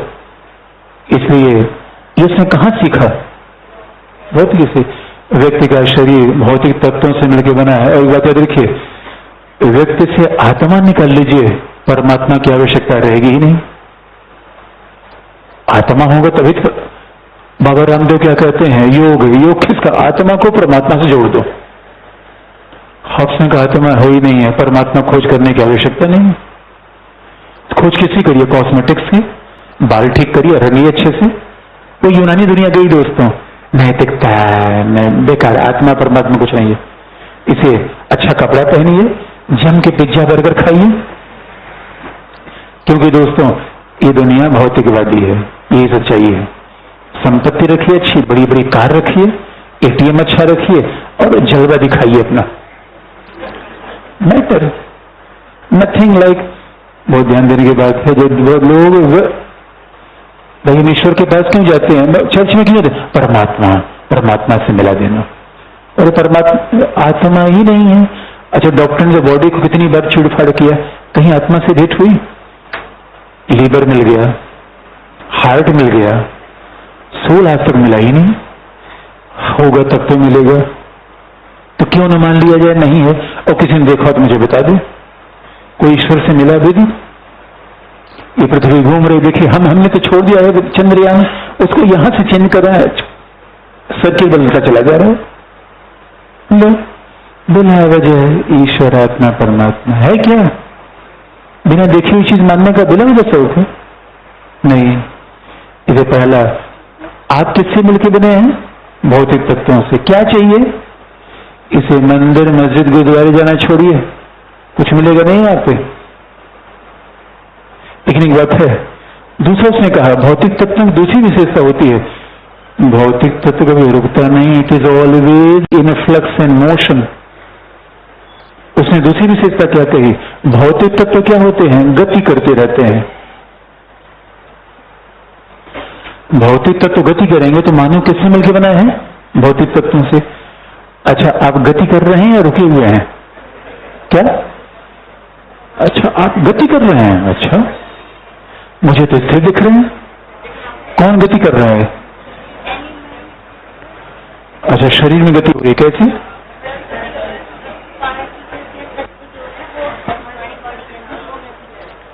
सही बात है। देखिए, सम इनवॉलेंट्री मोशन ले बाइथम उसने लिखा भी, he is speaking like a scientist. उसने कहा कि शरीर कैसा है? अलार्म क्लॉक जैसा है। अलार्म क्लॉक जैसा है, जिसमें बहुत सारी इधर से तार जुड़े हुए हैं, उधर से तार जुड़े हुए हैं। आजकल तो वैज्ञानिकों ने बहुत सारे ऐसे एक्सपेरिमेंट करके दिखा दिए हैं। पता नहीं क्या क्या बॉडी का ट्रांसप्लांट हो जा रहा है बिना ईश्वर से पूछे। ईश्वर से हमने कोई अपॉइंटमेंट नहीं लिया शरीर का। आप देखेंगे वेन्स, मैंने जैसे बाईपास सर्जरी होती है, वेन्स पैर से निकाली गई, यहाँ फिट कर दी गई। इस लाइक अलार्म क्लॉक। और दूसरी बात है, आप याद रखिए, यू आर नॉट स्टैटिक। गतियां दो प्रकार की होती हैं। एक इनवॉलेंट्री, कुछ ऐसी गति है जिसपे आपका नियंत्रण नहीं है। Blinking of your eyes. अच्छा, कोई पलक के झपने को रोक के दिखा दो मुझे, मैं मान लूंगा आपका नियंत्रण है। दूसरा, सांस, ब्रीदिंग। तीसरा, ब्लड, फ्लो ऑफ ब्लड। भाई, शरीर का रक्त का प्रवाह है, आप रोक के दिखा दीजिए, या नहीं आने देंगे। और याद रखिए, इससे भी बड़ी गति, ये तो गति तो इनवॉलेंट्री है, इससे बड़ी गति वॉलेंट्री है, हमारी इच्छाएं। मानव जीवन को मोशन कौन देता है? हजारों ख्वाहिश ऐसी कि हर ख्वाहिश से दम निकले। इसे याद रखिए, मानव को सही में गति देने वाला कौन है? इच्छा। और मैं आपसे पूछूं कि आपकी इच्छा कितनी है? हॉब्स ने जवाब दिया। अच्छा, आपको क्या लगता होगा कि ना हमारी कोई इच्छा नहीं, बस सिविल सर्विस में एक रिजल्ट आ जाता, बस काम हो जाता। ये भी आप सोच रहे हैं, उसके बाद कोई नहीं सोचता। उसके बाद तो दोस्तों अलग अलग इच्छा होगी। हॉब्स ने देखिए कैसे फिजिक्स को जोड़ दिया मानव व्यवहार के साथ, लिखने की बात है। उसने कहा भौतिक पदार्थों में गति होती है,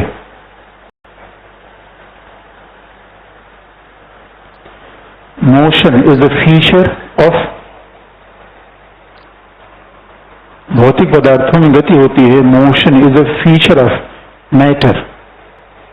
मोशन एंड मैटर अंडरलाइन, भौतिक पदार्थ और गति अंडरलाइन। और उसके अनुसार मानव भी सदैव गति करता रहता है।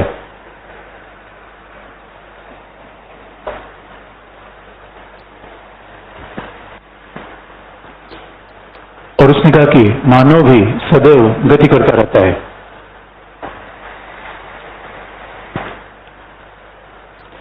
और इसके अलावा उसने मनोविज्ञान का प्रयोग करते हुए कहा, he also utilized the psychology, he also utilized the psychology। उसके अलावा उसने मनोविज्ञान का प्रयोग करते हुए कहा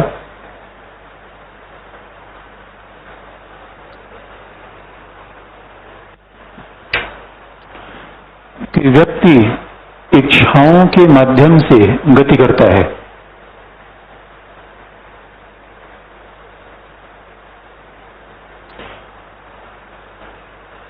Even the desires of individual ensure the motion। व्यक्ति इच्छाओं के माध्यम से गति करता है। और याद रखिए, इच्छाएं कैसी होती हैं? कुछ चीज के प्रति हम अट्रैक्ट होते हैं और कुछ चीज के प्रति हमारा रिपल्सन होता है। अच्छा, कुछ चीजों को देख के हम हट जाना चाहते हैं, नहीं कि मतलब ठीक नहीं है, रास्ता बदल लेते हैं, और कुछ चीज के पीछे पड़ जाते हैं। मानव स्वभाव है या नहीं है? उसने कहा यही मानव की इच्छा है कि हम कुछ चीज को पाना चाहते हैं, कुछ चीज को भागना चाहते हैं। और मान लीजिए कि कुछ चीज के पीछे बहुत सारे लोग पड़ जाएं तो संघर्ष होगा या नहीं होगा? यही प्रॉब्लम है। उसने कहा इसलिए प्रॉब्लम आती है।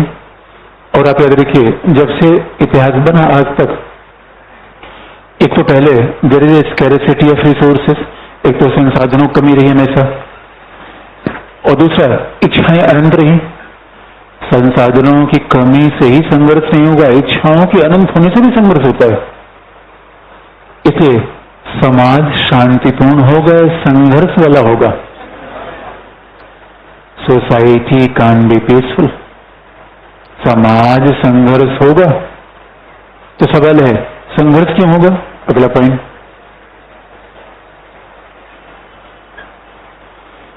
उसने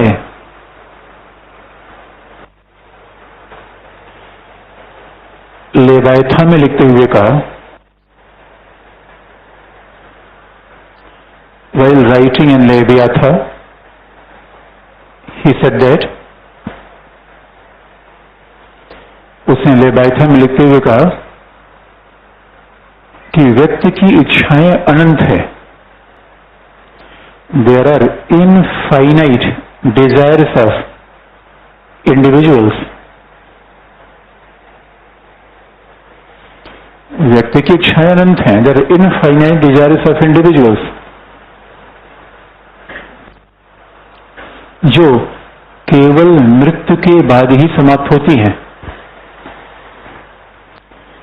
There are infinite desires of individual which came to an end after the death of individual. जो मृत्यु के बाद ही समाप्त होती हैं, which came to an end after the death of an individual. ये बात उसने कह दी कि मानव की इच्छाएं अनियंत्रित हैं, अनेक है, वो खत्म होगी लेकिन मरने के बाद। एक बड़ा इंटरेस्टिंग पार्ट है, मैं अपने गांव में दद्दू से मिला तो मैंने, he was around the age of 90 years, तो मैंने दद्दू से पूछा कि दद्दू कोई आखिरी इच्छा बची है क्या? तो मैंने सोचा कहीं तीर्थ यात्रा की बात करेंगे, अगर नहीं कोई इच्छा करना ना बेटा, एक मेरी इच्छा बची हुई है। मेरा क्या? उनका एरोप्लेन में बैठना चाहता हूं। उनको ओह माय गॉड। अच्छा, किसी बूढ़े आदमी को कहते दद्दू तू मर जा, लठ लेके मारेगा दोस्त। इसे एक बात आप याद रखिए, मानव की इच्छा तो अनंत है, लेकिन which one is most primary desire? जान है। अब किसी फ्लड में फंसे हुए आदमी को देखिए, और शायद इस बात का मतलब हम तब समझ पाते हैं जब जान कभी कोई नदी में डूबते डूबते बचा है, तब वो समझ है। यानी याद रखिए, अगला पॉइंट, हॉब्स ने कहा व्यक्ति की सबसे प्राथमिक इच्छा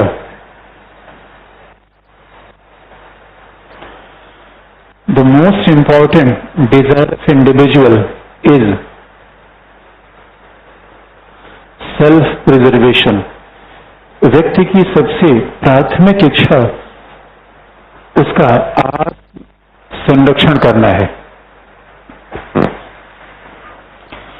व्यक्ति की सबसे प्राथमिक इच्छा जीवन को बनाए रखना है, आत्म संरक्षण। Underline, self preservation is most fundamental desire of human being.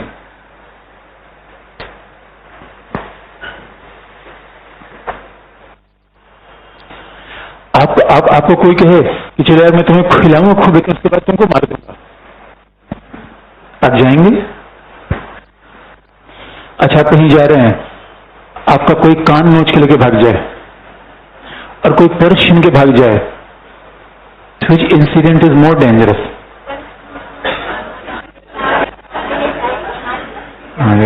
Seize very clever. तो भाई पर्स छीन के भाग जाए तो दूसरा पर्स ले, कान कहां से मिलेगा? That is important. जान है, याद रखिए, अगर हमारे जीवन खत्म हो गया फिर तो कुछ भी नहीं दोस्तों। क्या शासन, क्या सिविल सर्विसेज। अब बाहर में कोई फंसा हुआ, पीटी दोगी? लेकिन निकाल लो यार, तुम मिले बेकार बात कर रहे हो।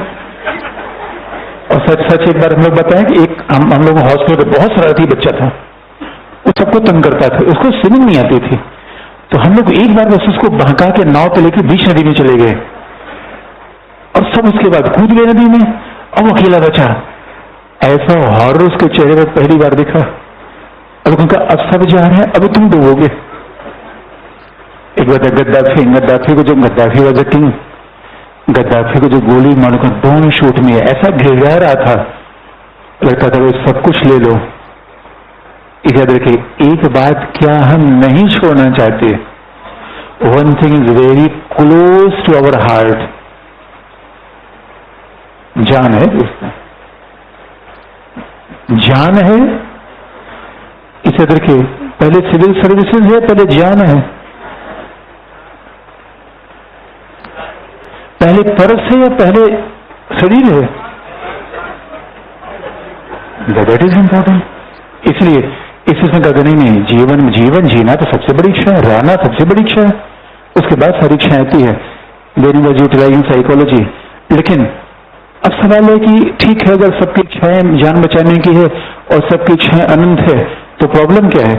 प्रॉब्लम अलग जगह से है। प्रॉब्लम आई, अच्छा अभी तो हमने फिजिक्स का प्रयोग कर दिया है, गैलीलियो का प्रयोग तो कर दिया, ज्योमेट्री का प्रयोग नहीं किया हमने, साइकोलॉजी का प्रयोग भी कर दिया, उसने मानव स्वभाव को समझा। अब देखिए, मानव स्वभाव के लिए उसने हिस्ट्री देखा, फिलॉसफी, यूनानी युग में फिलॉसफी, मैकियावेली ने हिस्ट्री, जानना भाई हमें इससे मतलब नहीं। उसने अब मानव स्वभाव के लिए उसने ज्योमेट्री का प्रयोग कैसे किया? अगला पॉइंट,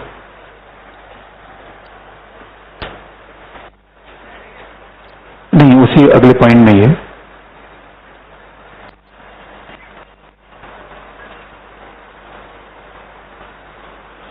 मानवीय स्वभाव को समझने के लिए, for understanding the human nature,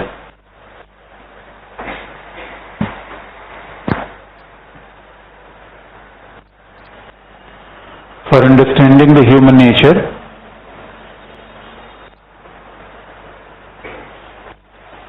उसने यूक्लिड की ज्यामिति का सहारा लिया। यूक्लिड की ज्यामिति,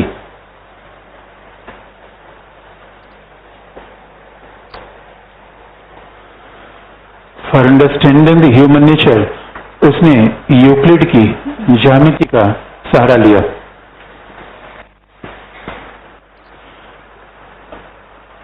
even he took the support of geometry of Euclid for defining human nature.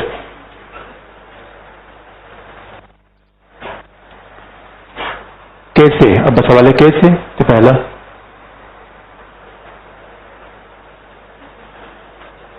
उसके अनुसार ज्यामिति के निष्कर्ष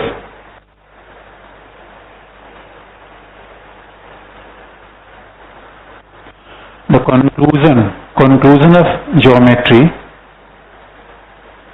ज्यामिति के निष्कर्ष सदैव सत्य होते हैं। The conclusion of geometry is always correct. ज्यामिति के निष्कर्ष सदैव सत्य होते हैं क्योंकि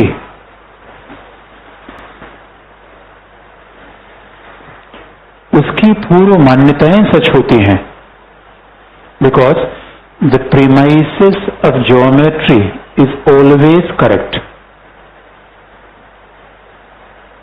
उसकी पूर्व मान्यताएं सच होती हैं। ज्यामिति के निष्कर्ष इसलिए सच होते हैं, उसकी पूर्व मान्यताएं सच होती हैं। The conclusion of geometry is always correct due to the correction of its premise. जैसे त्रिभुज के 3 कोण का योग 180 अंश है,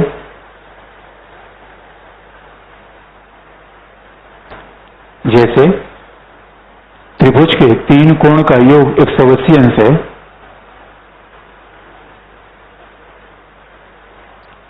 the sum of 3 angles of a triangle is 180 degree.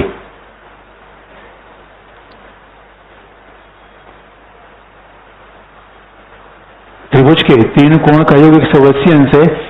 इसी मान्यता पर समूची ज्यामिति बनी हुई है।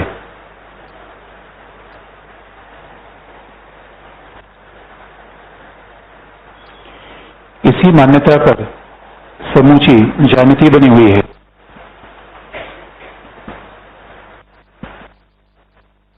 The entire geometry is based on this principle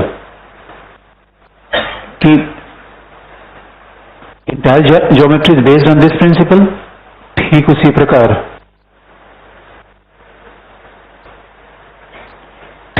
प्रकार राजनीति विज्ञान में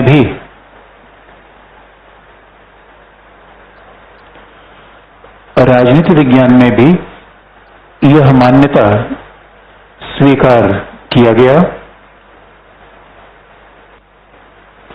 similarly Hobbes accepted the premise. राजनीति विज्ञान में भी मान्यता स्वीकार किया गया कि मानव का स्वभाव स्वार्थी, लालची, शक्ति और यश प्राप्त करने वाला है।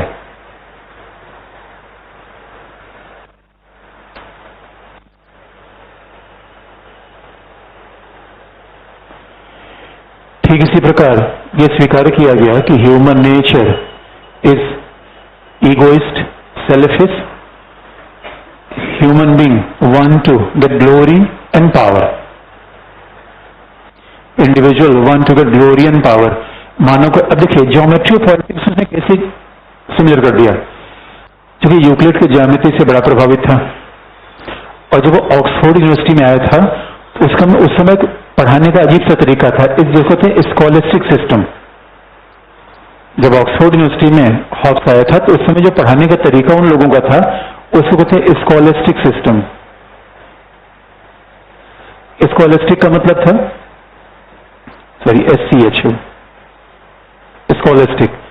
स्कॉलिस्टिक का मतलब यह था लोग ईश्वर आत्मा परमात्मा को तार्किक रूप में प्रमाणित करते थे, यानी they were engaging in the logical justification of the God। जैसे मान लीजिए कि मैं ईश्वर को आस्था के बजाय तर्क के आधार पर भी प्रमाणित कर सकता हूं, इसी का नाम है स्कॉलिस्टिक मेथड। जैसे मैं ये कहूं कि आपका घर, अगर मैं आपके घर में जाऊं तो सब चीज सिस्टमेटिक दिखेंगे क्योंकि somebody is living there। यही तो प्रमाण है, कोई रह रहा है कोई नहीं रह रहा है। वैसे there is a system in nature, सूरज daily each and every day sun is rising from east, it is setting to the west. इसका मतलब है कोई न कोई ईश्वर है।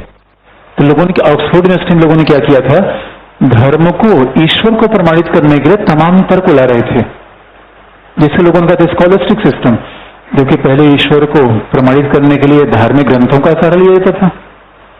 इन्होंने अलग तरीका अपना लिया। हॉब्स ने आउटराइटली इसको क्रिटिसाइज किया, अपना बेकार की बात है। हॉब्स ने क्या किया अब देखेंगे कि अच्छा फिजिक्स का प्रयोग कैसे किया, ये बात स्पष्ट है। फिजिक्स का प्रयोग क्या है, व्यक्ति अणु है तो ठीक वैसे संसार अणु से मिलकर बना हुआ है, तो अणु को समझ लीजिए मोशन है, व्यक्ति में मोशन है, तो जैसा अणु का व्यवहार होता है ऐसा व्यक्ति का व्यवहार होता है, दैट इज फिजिक्स। ज्योमेट्री से उसने क्या बात सीखी कि ज्योमेट्री का प्रीमाइस जिसे कहते हैं प्रमेय है। The premise of geometry is very fix. और प्रीमाइस ऑफ ज्योमेट्री क्या है कि त्रिभुज के 3 कोण का अंश कितना होता है 180। इसी प्रीमाइस पे पूरी ज्योमेट्री बेस है। तो हॉब्स ने कहा कि आखिर में ज्योमेट्री के निष्कर्ष इतने परफेक्ट आते हैं, ऐसा निष्कर्ष मुझे पॉलिटिक्स में भी चाहिए।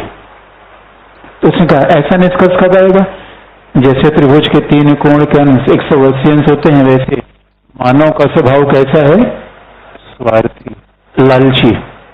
Human being is egoist, selfish, power seeking. यानी आपको क्या चाहिए, शक्ति चाहिए, समृद्धि चाहिए, यश चाहिए, मानव का स्वभाव है। आप कहेंगे यार ये तो मैं केवली बात को रिपीट कर रहा हूं, बस फर्क ये है मैं केवली न फिजिक्स का नाम लिया ना ज्योमेट्री का। जो बात मैं केवली बड़े कॉमन सेंस से कह दी, उसके लिए हॉब्स ने इतना बड़ा बाउंडर खड़ा कर दिया। पर्पस तो एक ही था और यही साइन है स्कॉलर का, अदरवाइज हम हॉब्स को हम क्यों पढ़ते। जो मैं केवली ने बात कही वही हॉब्स ने भी कह दिया, उसके लिए उसने ऐसा आधार बता दिया इसे ज्योमेट्री को उसने कहा कि अब मैं पॉलिटिक्स ऐसा बनाऊंगा जैसे ज्योमेट्री का प्रिंसिपल है। तो ज्योमेट्री के प्रिंसिपल को खत्म करना है तो पहला आपको ये प्रीमाइस बदलना पड़ेगा। इसलिए उसने क्या कहा, मानव स्वार्थी है, लालची है, मेरा यही प्रीमाइस है, इसी पर मैं पूरी पॉलिटिक्स खड़ा कर दूंगा। अब बताइए, अगर व्यक्ति स्वार्थी है, व्यक्ति अणु से मिलकर बना है, व्यक्ति का जीवन बचाना मुख्य है, तो हॉब्स व्यक्तिवादी हुआ या नहीं हुआ? अब बताइए, हॉब्स ने परिवार की बात की, चर्च की बात की, गांव की बात की? अरस्तु ने गांव की बात की थी, अरस्तु ने चर्च की, अरस्तु ने धर्म की बात की, परिवार की बात की। हॉब्स के चिंतन में व्यक्ति व्यक्ति व्यक्ति, और इसी को अगर फिजिक्स की भाषा में कहें तो व्यक्तिवाद का दूसरा भी नाम है एटोमिस्टिक सोसाइटी। तो आप कहेंगे क्या, यानी व्यक्ति मिल गया समाज बन गया और व्यक्ति हट गया समाज खत्म।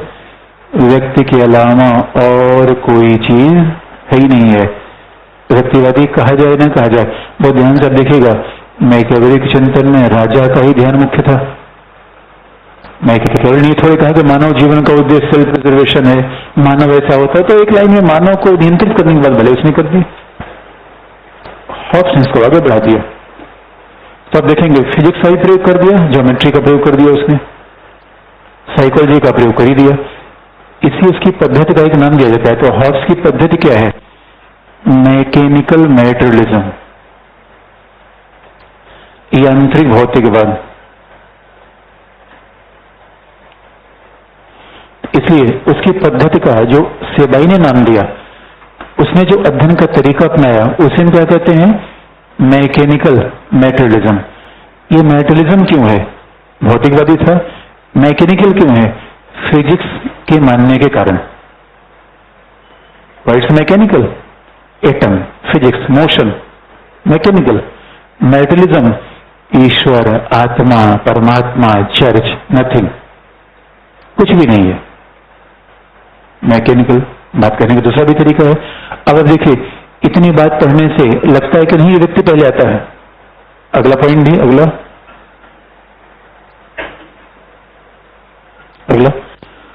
हॉब्स ने तो यहां तक कहा,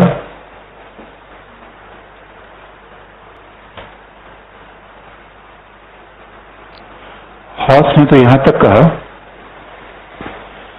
कि व्यक्तियों से ही मिलकर समाज बनता है।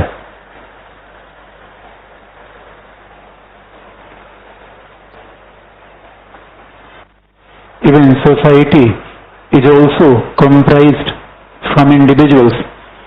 व्यक्तियों से ही मिलकर समाज बनता है। इसीलिए हॉब्स के समाज को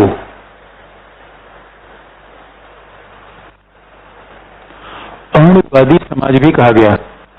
इसलिए हॉब्स के समाज को अणुवादी समाज, atomistic society, Hobbesian society is also known as atomistic society.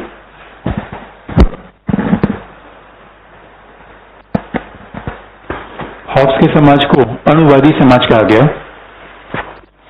अच्छा, मेट्रो से आते हैं आप लोग, मेट्रो से आते हैं। अच्छा, मेट्रो में कैसे, कई बार मेट्रो में जैसे आप जाइए, मेरे सामने जो खड़ा है, 2 बार मैंने इसको देखा, 2 बार उसमें मैंने इधर मुँह कर लिया, उधर मुँह कर लिया। अणु का व्यवहार है मानव का? अरे मानव का व्यवहार ऐसा होता है, हेलो हाय करते हैं, परिचय पूछते हैं, और आप कहां से हो, क्या खाना नाश्ता किया है, चाय पिया है। गांव में जाते हैं तो ऐसे लोग बोलते हैं, ऐसे 2 बार मुंह देखा उसका इधर कर लिया।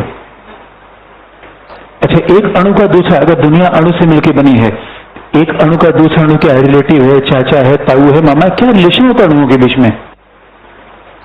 एक बात याद रखिए, just you travel in metro, ये समाज अणुवादी है।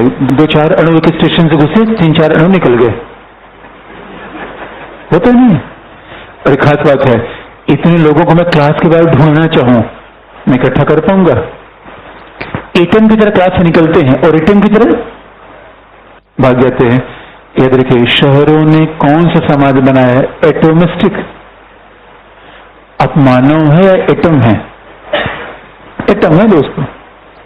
इसे, अच्छा, यहां आपका कौन रिलेटिव है? लो, हम रिलेटिव कहां से हो गए यार? हाँ, ये बात तो आपका धन्यवाद की, लेकिन आप हमें रिलेटिव मान रहे दोस्तों, ऐसा रिलेटिव यहाँ कोई नहीं है। अच्छा, दूसरी बात है, जिस कमरे में हम रहते हैं बगल वाला क्या हम नहीं जानते? यहाँ लोग नंबर से जाने जाते हैं, नाम से? नंबर से। अब नंबर जाने जाते हैं, और याद रखिए इसलिए एटोमिस्टिक सोसाइटी व्यक्ति का है, नाम नहीं है, नंबर है। और एक बात तो एक स्टूडेंट थे, बहुत भावुक हो गए। कई बार स्टूडेंट मुझसे ऐसी बातें भी बता देते हैं, मैंने कहा था यार मेरे पढ़ाई की बात किया करो। कई बार लोग भावुक हो जाते हैं। उनका सर मेरे फर्स्ट फ्लोर पर शादी हो रही थी, मुझे बुलाया नहीं। मैं देखता रहा कि एटोमिस्टिक सोसाइटी दोस्तों, एक बात देखिए दिल्ली का आधुनिक समाज कैसा हो गया, अणुवादी। हम यकीन मानिए गांव वगैरह में तो लोग मना करते थे, बारात मत जाओ भाई, नहीं खिला पाएगा यार, मत जाओ। घर से एक आदमी बुला के पूरा परिवार बैठ के चलाता था, और हम लोग तो छुप के ट्रैक्टर में बैठ जाते थे।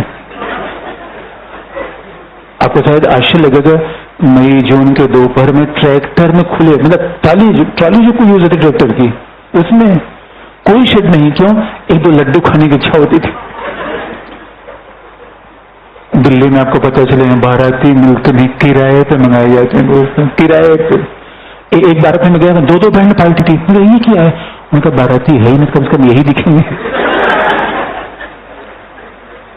समाज कैसा हो गया अणुवादी दोस्तों, न कोई न हम किसी के, न कोई हमारा, ऐसा हो गया समाज दोस्तों। आधुनिक समाज ने ऐसा बना दिया हमें। अब इसी को आप पहले आजाद हो गए अणुवादी समाज।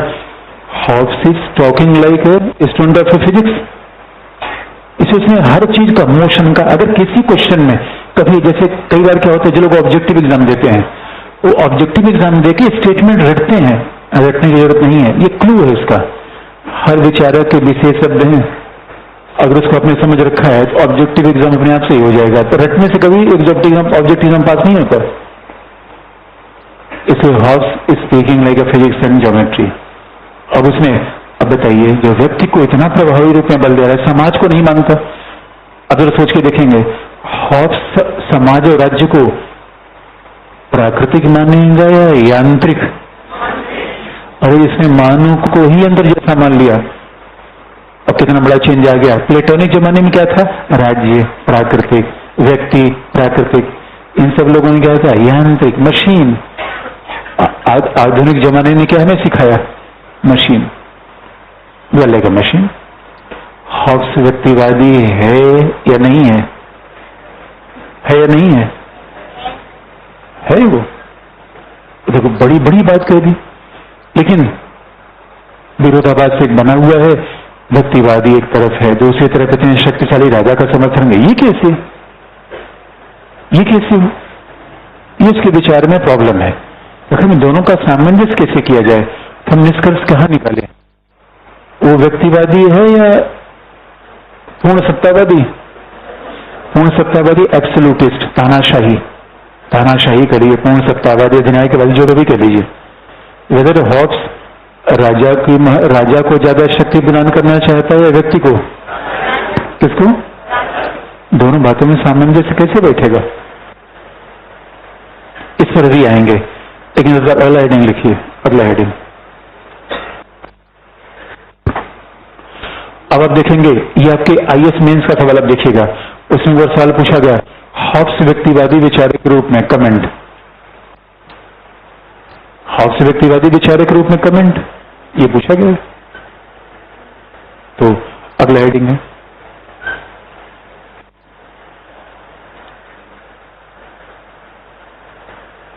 हेडिंग है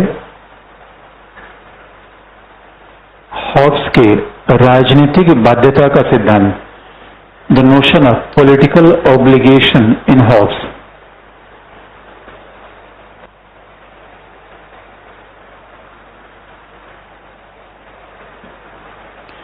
the notion of political obligation in Hobbes. अच्छा, आप ये कहेंगे यार ये पश्चिमी लोग व्यक्ति को स्वार्थी बताने लगे। हॉब्स ने कहा व्यक्ति स्वार्थी नहीं है, वो और ज्यादा है। वो उसने तो ऐसा मानव का स्वभाव बता दिया, पॉलिटिकल ऑब्लिगेशन। तो यह राजनीतिक बाध्यता का सिद्धांत, हिंदी में कहते हैं राजनीतिक बाध्यता का सिद्धांत। Political obligation. अच्छा, उस पर रहने से पहले आपको यही बता दिया मानव स्वभाव उसने कैसा कहा। आप यहां जो क्लास करने आए हैं तो अपना कमरा बंद करके आए हैं? अगर रूममेट नहीं है तो अपने कमरे में लॉक लगा के आए हैं, खुला रख के आए हैं? क्या लॉक लगा क्यों आते हैं? बड़ा इंटरेस्टिंग पार्ट है। और कई बार हम लॉक लगा उसे 2-3 बार खींचते हैं कि ऐसा नहीं तो दूसरा के खींच ले। एक खास बात है, ये लॉक है या दूसरे पर अविश्वास है? That's true. अच्छा, हॉब्स ने तो इतना तो कहा है कि मानव इतना स्वार्थी है कि शक्ति प्राप्त करना चाहता है, सुरक्षा प्राप्त करना चाहता है, दूसरे पर बिल्कुल विश्वास नहीं करता। यहां तक कि कहीं वॉक भी करेगा एक छोटा सा डंडा हाथ में रखेगा। और एक खास बात है, जब आप रेल यात्रा करते हैं, कहीं पे जाते हैं तो बैग वगैरह चेन में बांध के रखते हैं, ऐसे रख देते हैं। और उससे एक बार तो मैं यात्रा कर रहा था, मेरे बगल का आदमी था, इतना पूरा उसने जूता सर पर रख लिया।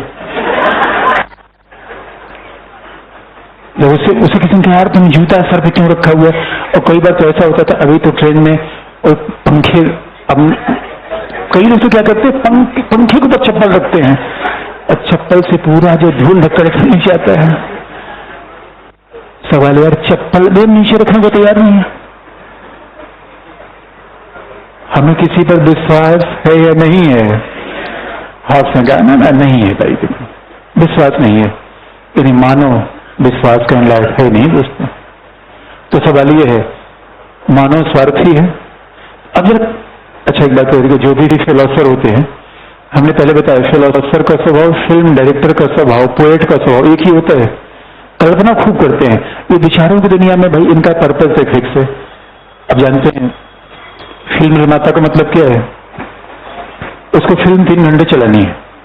तो मान लीजिए बीच में हीरो हीरोइन मिल गए तो ऐसा लगे फिल्म खत्म हो गई, तो उसके बाद हीरो दुर्घटनाग्रस्त, याददाश्त चली गई, याददाश्त आते आते अगला 1.5 घंटा और निकल जाएगा। That is actually created in the philosopher. तो सवाल यह है, मानव का स्वभाव बुरा है? तो कल्पना करके देखिए, कल्पना करने में कोई बुराई नहीं है। ऐसी कल्पना एक बात देखिए, ज्योमेट्री का आदमी कल्पना करता है, माना एक्स का मूल्य 10 रुपए है। अच्छा, मैथमेटिक्स में कल्पना करते कि नहीं?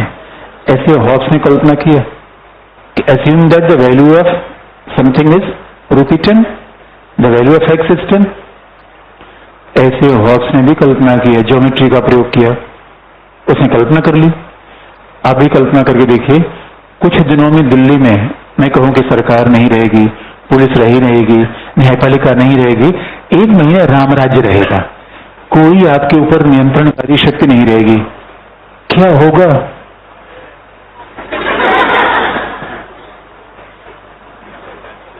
इसके याद रखिए, अब होगा क्या? जो बिल्कुल हट्टा कट्टा व्यक्ति होगा वो सबकी बाइक कार छीन के निकल देगा। और आप क्लास में आ पाएंगे कोई गारंटी नहीं है, आ गए तो निकल पाएंगे कोई गारंटी नहीं है। इसका सच बात है, मेरे साथ भी यही होगा, मेरे साथ भी यही होगा। और खास बात है, आप क्लास में आते हैं, यहां बहुत सीधे से बैठे रहते हैं और उसके बाद बहुत सीधे से निकल जाते हैं। ये आपकी अच्छाई है, किसी का भय है? क्या ना? बिल्कुल अच्छाई नहीं, ये भय ही है दोस्तों। भाई हॉब्स के हिसाब से देखेंगे, हॉब्स ने कहा याद रखिए, मानव अच्छा ना ना ना ना, अच्छा नहीं, उसके सामने क्या होना चाहिए? डंडा। इसे उसने कल्पना की, कल्पना करके देख लीजिए, जहां राज्य नहीं होगा, सरकार नहीं होगी, और राज्य नहीं होगा, सरकार नहीं हुए तो न्यायालय नहीं होगा, लॉ नहीं होगा, और लॉ नहीं है तो न कुछ नैतिक है, न कुछ समाज नहीं होगा, न कुछ नैतिक, न कुछ अनैतिक, न सही न गलत। इसका मतलब होगा जैसे बड़ी मछली छोटी मछली खा जाती है, जैसे शेर छोटे जानवरों को खा जाता है, वैसे समाज में हो जाएगा। इसलिए आपकी जान पर खतरा होगा या जान बचा रहेगा? तो आप बताइए, जान बचाने के लिए कुछ करेंगे? जान बचाने के लिए कुछ करेंगे? क्या करेंगे? क्योंकि हॉब्स ने बात कही है, हॉब्स ने बात कही है, क्या कि मान लीजिए कि हॉब्स ने कहा है कि जब राज्य नहीं रहेगा, सरकार नहीं रहेगा, तो लोग आपस में लड़ेंगे, लेकिन लड़ने में कौन फायदे में जाए, कौन घाटे में जाएगा, it is matter of dispute. क्योंकि कुछ लोग मानसिक रूप में बड़े होशियार होंगे और कुछ शारीरिक रूप में। जो शारीरिक रूप में कमजोर होगा दोस्तों को लाके किसी को मार देगा। यदि जरा सोच के देखिए, राज्य सरकार नहीं होगी, दुनिया अंडरवर्ल्ड जैसी होगी। अंडरवर्ल्ड में कब कौन मार जाता है पता ही नहीं चलता। और अगर हॉब्स की जो कल्पना है उसको एग्जैक्टली करके देखना चाहते हैं, जस्ट गो इन अफगानिस्तान। अफगानिस्तान में राज्य सरकार के रहने का मतलब कोई नहीं है। कहीं बम ब्लास्ट हो जा रहा है, कहीं कुछ भी हो जा रहा है। आपको क्या रहना है, राज्य के भीतर या राज्य के बाहर? बिना राज्य के रहना है या राज्य के साथ रहना है? और जब आपको राज्य के साथ रहना है तो यही प्रिंसिपल क्या है, पॉलिटिकल ऑब्लिगेशन, राजनीतिक बाध्यता का सिद्धांत। तो सवाल है कि राज्य मतलब क्या है, पहला पॉइंट।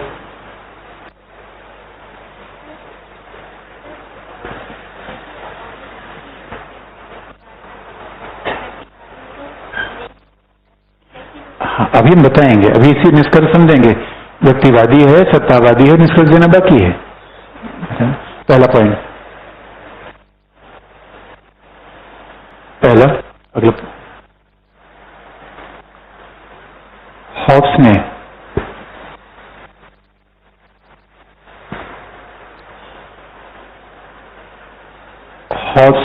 राज्य की उपयोगिता स्पष्ट करते हुए कहा,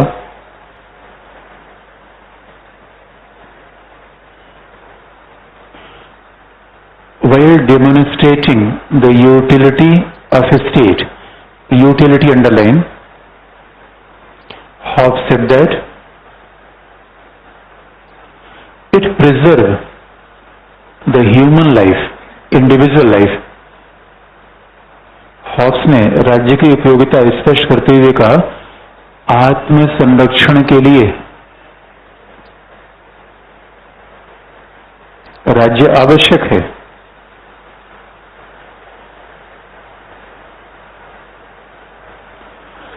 आत्म संरक्षण के लिए राज्य आवश्यक है। It is even utilitarian for self preservation. बस एक बात आपको याद दिला दें, जब मैंने कोई स्कॉलर कह रहा है आत्म संरक्षण, तो आप उसके लिए ये शब्द का, तो उसका मतलब जीवन, जान, आत्म संरक्षण, स्वतंत्रता नहीं, अधिकार नहीं। तो जो की टर्म स्कॉलर यूज करे उसको ध्यान से आप देखिए, सेल्फ प्रिजर्वेशन, बाकी उसने शब्द का प्रयोग नहीं किया। तो आत्म संरक्षण क्या लिखा आपने, राज्य आवश्यक है। इसलिए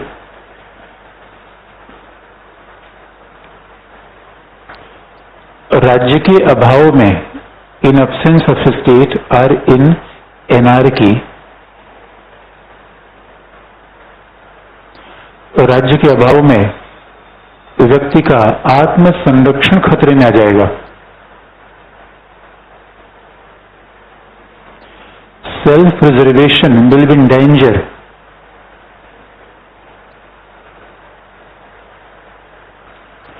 राज्य के अभाव में व्यक्ति का आत्म संरक्षण खतरे में आ जाएगा।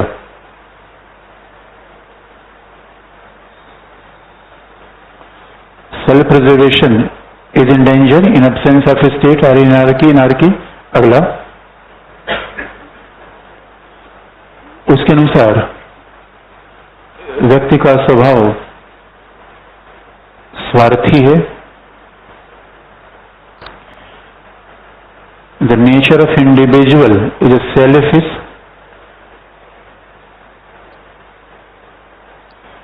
व्यक्ति का स्वभाव स्वार्थी है जिसे भय से ही नियंत्रित किया जा सकता है।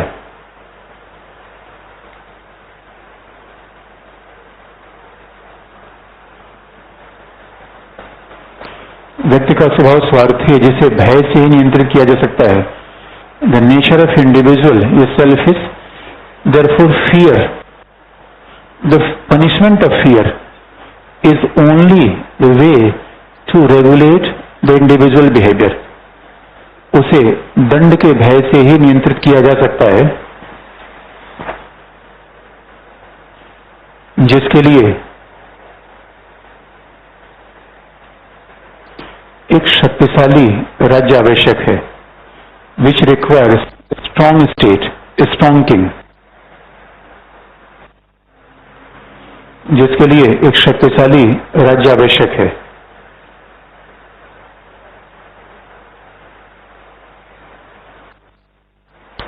अगला पॉइंट,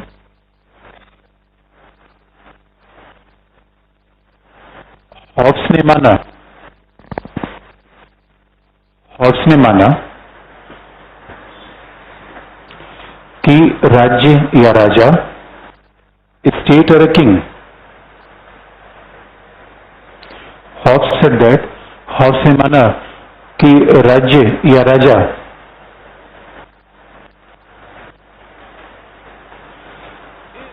ईश्वरीय या प्राकृतिक नहीं है,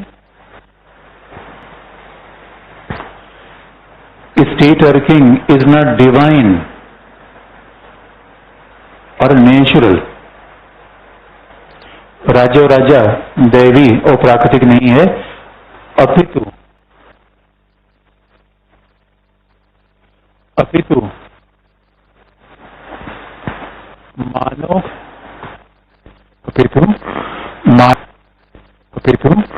मानव के द्वारा निर्मित है।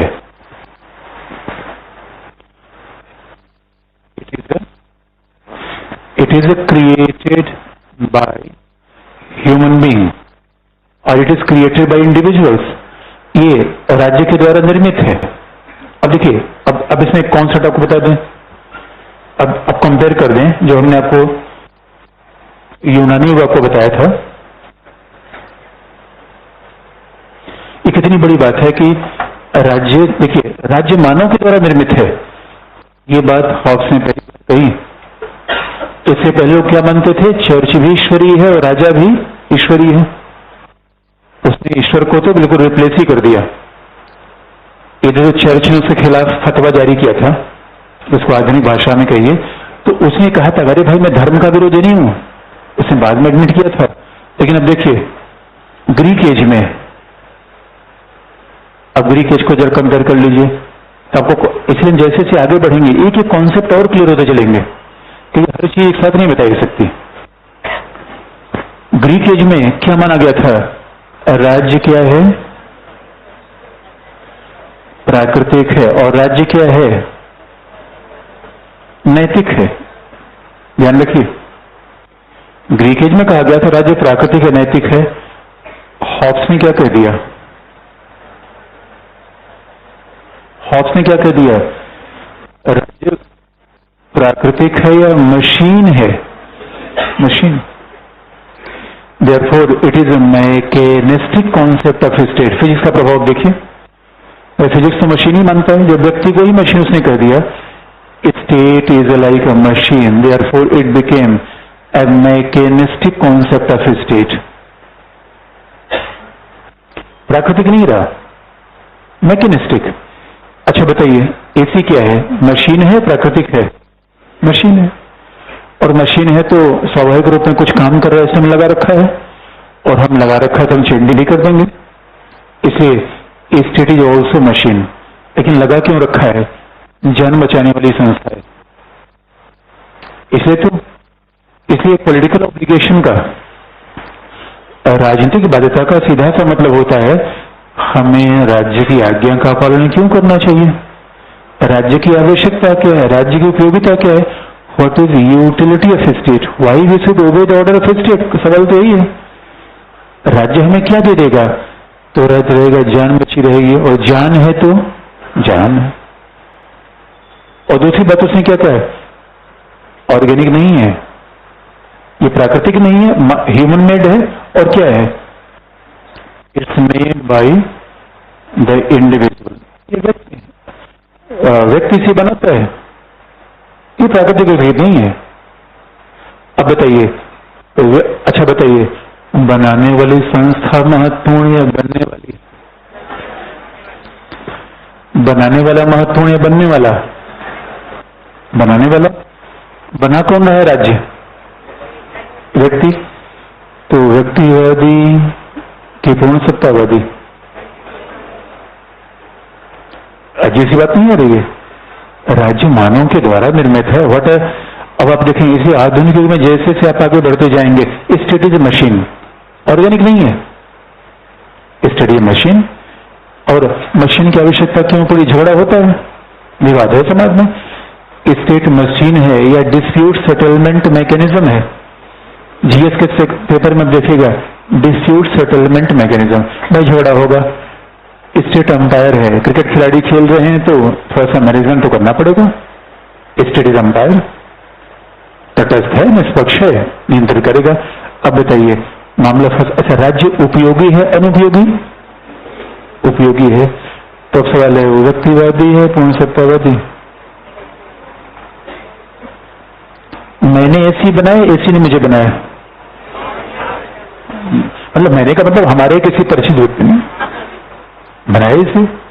प्राथमिकता किसकी? अगला पॉइंट, अगला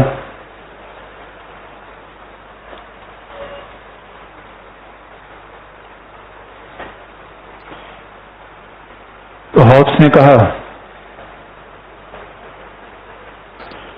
शक्तिशाली राज्य अराजकता से बेहतर है। Absolute state, absolute state is more important than anarchy. शक्तिशाली राज्य अराजकता से बेहतर है। Absolute state is more important than anarchy. लेकिन राज्य का निर्माण व्यक्तियों के द्वारा किया गया, but state is made by individuals.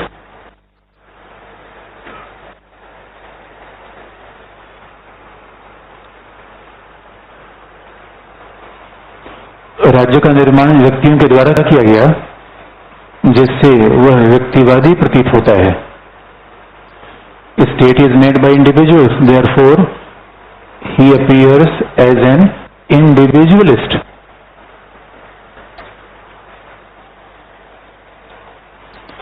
जिससे वो व्यक्तिवादी प्रतीत होता है। इसीलिए सेबाइन ने कहा,